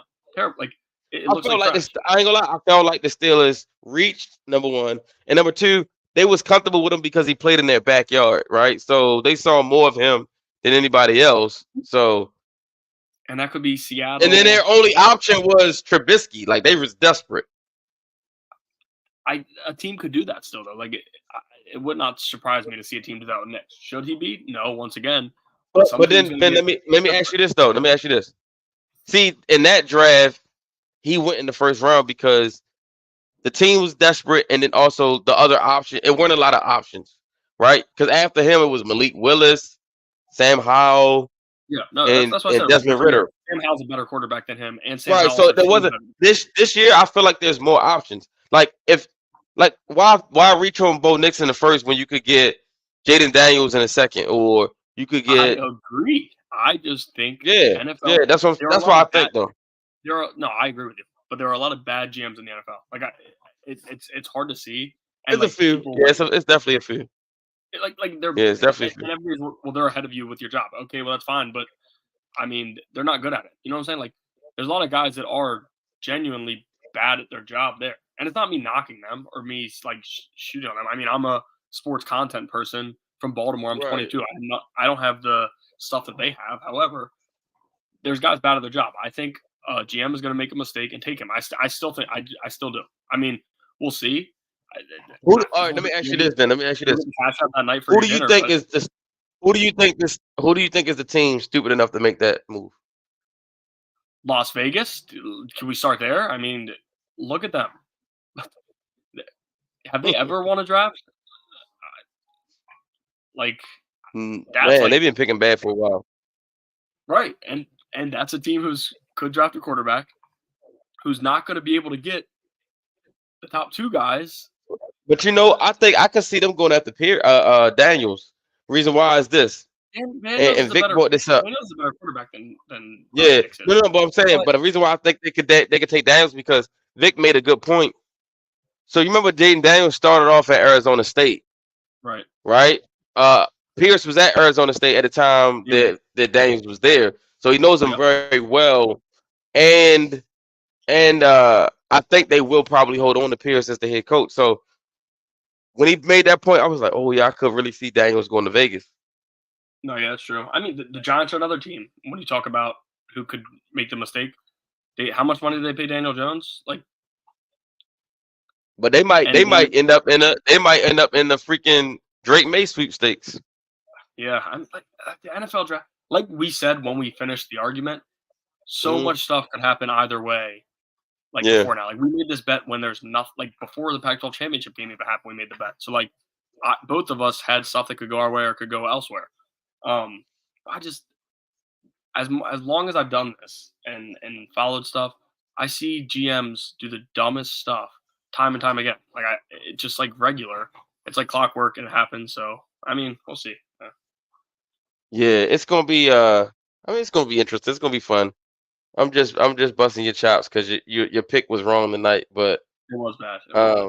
And it was just tough for me because I still feel like I just feel like Oregon's a better team. The issue with me, Oregon just looked like they weren't ready to go. The first game, I think for sure, Oregon gave that game away. Lanning going for it on 4th and 5 from his own territory, up 4, made no sense. Gave them the ball right there. They go and score, and then the kicker misses a field goal to send it to overtime. That was that. And then tonight, I mean, they were just. Yeah, they look like 20 points. They spotted them 20 points, and you're like, oh no. Yeah. Like, this is, I will say this though, from watching Oregon this year, they're not the same team outside of Eugene, Oregon. Like at home, they are almost unbeatable, but on the road, they are just you could tell the moment was too big for them offensively and defensively. And the neutral site, they just the offense showed up more than the defense did. I'm glad they didn't win. You know why? Because they would have gotten wiped by any team that's in the playoffs. It would have been if they had to play Georgia, they would have just got wiped. Or Michigan, they Georgia, would have got yes. wiped. Michigan, So I think both of these teams can compete with. I think Washington can compete with Michigan. I don't like Oregon in a Maryland matchup compete with against Michigan. Both teams could compete with them. Both teams. Only reason why I say I don't think Oregon could compete because Oregon doesn't have the physicality necessary. Michigan's very physical, and they would just punch him in the mouth.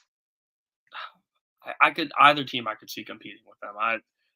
Georgia, no, but I don't know. Lanning might have some tricks up his sleeve for that staff he used to be on.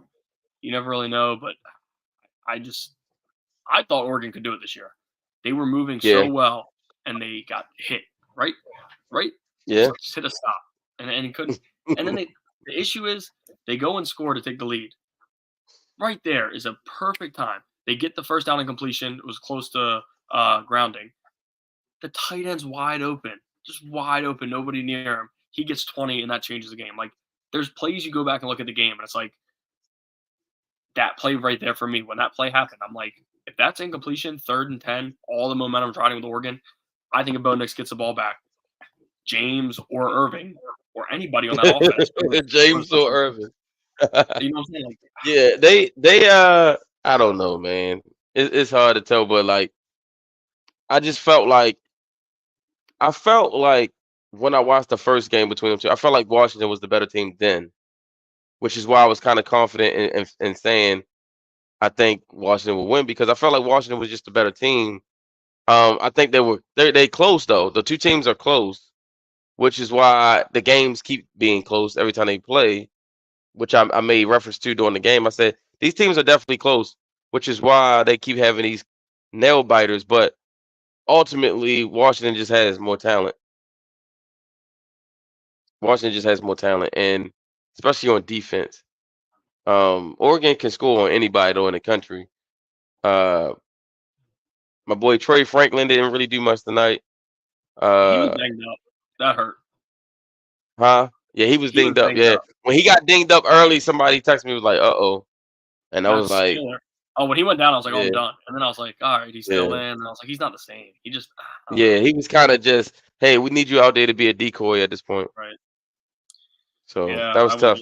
Would you think Vic as a big Pac-12 guy? The curtains are closing on your favorite conference. What do you think, man? Like, what's your summary of the game and the season? It was a great season for the Pac-12. It hurts. I grew up watching the Pac, but at least we have one Pac team making it to the playoff system. At least, that's awesome. Yeah, so that's pretty good. A lot of talent from Washington side. Michael Penix, but then you got Ozuna, Polk, McMillan, and you got the left tackle now that we've been talking about. Troy Fontenot. He was outstanding today. So you got a lot of talent, and then you got Braylon Trice, Zion from Washington. So there's so much talent in that Washington. That secondary was playing really well too, especially in the first half. Yeah, you got so much talent. It reminds me of that Utah squad that always been coming out the last 2 years. Bunch of talent like Devin Lloyd and all these cats. But yeah, Washington's gonna be a good team to. Has every team in the Pac-12 found a new home, or is it like Cal still looking for a home? So it's Cal, Oregon State, Stanford, and Washington State remaining. Where they gonna go? Are they talking to a conference right now? Or? I don't know. Are they gonna try to keep the Pac-12 and add more teams? With the Mountain West, that's what they're. Yeah, get some schools from the Mountain West. Is it possible those 4 teams can stay and bring other teams in to keep the Pac-12 or no? Yeah, they'll probably get something like San Diego State, BYU probably, or Fresno State. And that could be a Pac-12 right there. Yeah, wouldn't be the same. What they should have done. Yeah, Pac-12 without USC, UCLA. Yeah, what they should have done. Washington, Oregon. Yeah, what they should have done was when Oklahoma and Texas decided to go to the SEC, they should have went to go and get some schools to come to the Pac-12, make that conference elite and strong. But then once you lose USC and UCLA, the domino it. effect happened. Yep, because All the money everybody, right there. because Colorado And then, took off this summer. yeah, I was about to say Colorado became a big draw, and then they're gone. So, because like even if you would have been able to keep Colorado losing USC, if you could keep Colorado, that wouldn't have been as big of a. Because Colorado is now a brand, like because of Prime. But now you lose all of them. That's it. Like, Yeah. no one's watching Washington State without Ward, Cam Ward. You know what I mean? Like, he just jumped in the portal. Cal is Cal. Stanford is Stanford. Yeah. Now, Yeah. Oregon State coach, he left. Michigan State. Dang. Yeah. So Damn. I hope we see Michigan and Washington at the Rose Bowl game. That'd be good.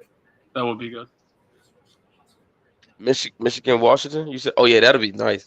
I think that's what they're trying to do. I think they're trying to have Michigan, Washington, Rose Bowl, and then Georgia, Florida State, and Atlanta. Because Atlanta hosts the what's it called? The Cotton Bowl. The Cotton Bowl. The Cotton Bowl. I don't think Florida State will get in. Oh. Oh, so you think they're gonna lose tomorrow? I mean, third string might play. You know how I've been rooting for Florida State all year. Like I've been high on them. Yeah. They got their third. Oh string right, guy. without Jordan Travis. Yeah, I keep It's not the forgetting Jordan same. Travis. Yeah. And even if they do, And win, Louisville is really good this year. Louisville's lost yeah, one game. They could have been undefeated.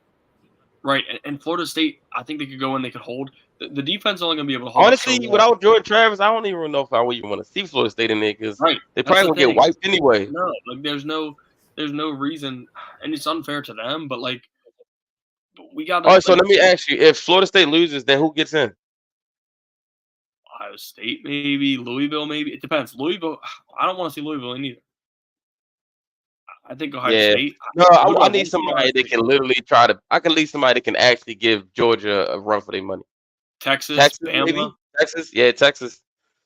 Texas went into Bama and took them down handily. That's They did. one of the most impressive wins. of the And year. then like, see, Bama. If Bama loses to Georgia, then Bama's out. Yes. But if Bama beats Georgia and then Florida State loses, they both get in. I think if Bama beats Georgia, no matter what, they both get in. but I'm tired of. I'm like, I ain't gonna lie. I still got Bama fatigue, man. I'm tired of seeing Bama in the playoffs. Yeah, but do you want to see? Would you rather see Bama or would you rather see Florida State's walk on, taking snaps? Florida State's walk on. Hey, how did he look last weekend? By the way, the Florida State's walk on. The second string played fine, but he got hurt. He got a concussion, and he's game time decision for tomorrow. What about Texas? No one wants to see Texas. I wouldn't mind saying Texas versus Georgia. Sorry, Hey, give us a little taste of the SEC next year. Yeah. Georgia, Texas. I Listen, think let's be honest. Georgia Georgia's can- beating whoever they draw, right? Georgia could We lose just want to this make a game of it. year. This year is the year Georgia could lose. I'll be honest. It Huh? would not surprise me. Georgia Huh? could lose. For what? It's not like 3 years. Like They I think say they say Carson Beck is the best quarterback Georgia's had in a while. Do you agree? played well. I think he needs another year. Like they're talking about him coming back. I think he's done the football fine, but in some games he's just looked off. Like the South Carolina first half, it was abysmal. And also like without Brock Bowers, how good has he been? I would have to see another year before fully kind of put a thing on. Stetson Bennett obviously looked great, but Stetson Bennett was 26 playing against 19-year-old corners. You know what I'm saying? Like, Yeah. But they do got a new quarterback next year, Dylan. Oh, Georgia. Yeah, that's Matthew Stanford's godson. and do you want to play that game of keeping him on the bench and risking portal? Like, tough. Yeah. Yeah, that's That's tough. what Texas did with Manning. But has That's Georgia tough. been battle tested all season though? Come on. And you played like 4 games against UT Martin, UNAB, like And they played like a nail biter with South Carolina, and South Carolina's trash. yeah. Is there any way that Michigan loses tomorrow to Iowa? No, this game is disgusting. I was wrong tonight. You know what, dude? Iowa hasn't even. I think there was sometimes throughout the season they couldn't even score more than 10 points. That's regular. How did Iowa get in the Big Ten championship over the Ohio Big State? Ten is nasty because Big Ten does East and West, and Michigan. Oh, so Michigan and Ohio State on the same side. Yeah, it's trash. That's stupid. They should put one of them on the other side because they the two powers of the conference. They should just do top two overall. Yeah, how the pack does Nobody it. wants right here. Yeah. Hey, look, Florida State tomorrow. They just got to run the football, play good defense, and then those receivers got to show up. You know, Keon Coleman. If you are a top 5 pick tomorrow, you need to show it. Or you could not show it. Go second round of the Ravens. Whatever. Hey, I'm cool with that. I'm definitely cool with that. I'm just saying. There's many people who are trying to figure out who's the number 2 receiver in this draft between Neighbors and Coleman. And last time I saw Neighbors, he looked outstanding. Coleman got a chance to really kind of stick his flag in the ground and say like, "Nah, I'm really him." But the young kids. This is the Big 12 championship. This is the Big 12, right? Championship. Yeah. Is any way Oklahoma State beats Texas? No.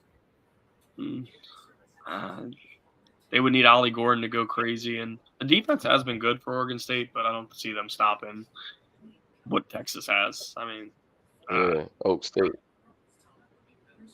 Yeah, 9-3. Yeah, this is the first year where I think the number 4 team is legitimately in question. Obviously, Ohio State's had to get lucky sometimes, and teams have had to deal with some stuff. But this year, number 4 is actually a question. Bro, I ain't gonna lie to you. I could see some weird way because they always do. Somehow Ohio State ends up getting in.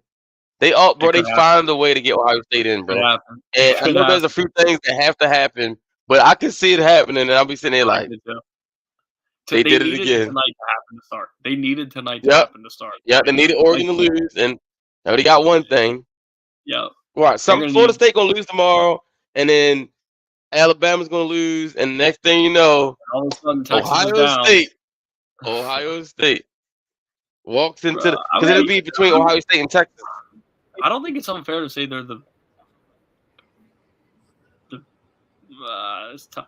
I don't think it's. I wouldn't mind seeing Marvin Harrison Jr. in the playoffs. I wouldn't mind. One more time, come on, man. One more time. Yeah, one more time. Let me get that one more time. And I don't think that Ohio State by Georgia. How many losses Ohio State got? 1 or 2? 1. Yeah, I could definitely see it happening. They beat Notre Dame. I know how they do. I'm familiar with their game, the committee. I'm familiar. You can see it setting up for Ohio State somehow to just be like, oh, look, oops, we're in the playoffs. Didn't even know. I can just see it. I would like to see that, actually.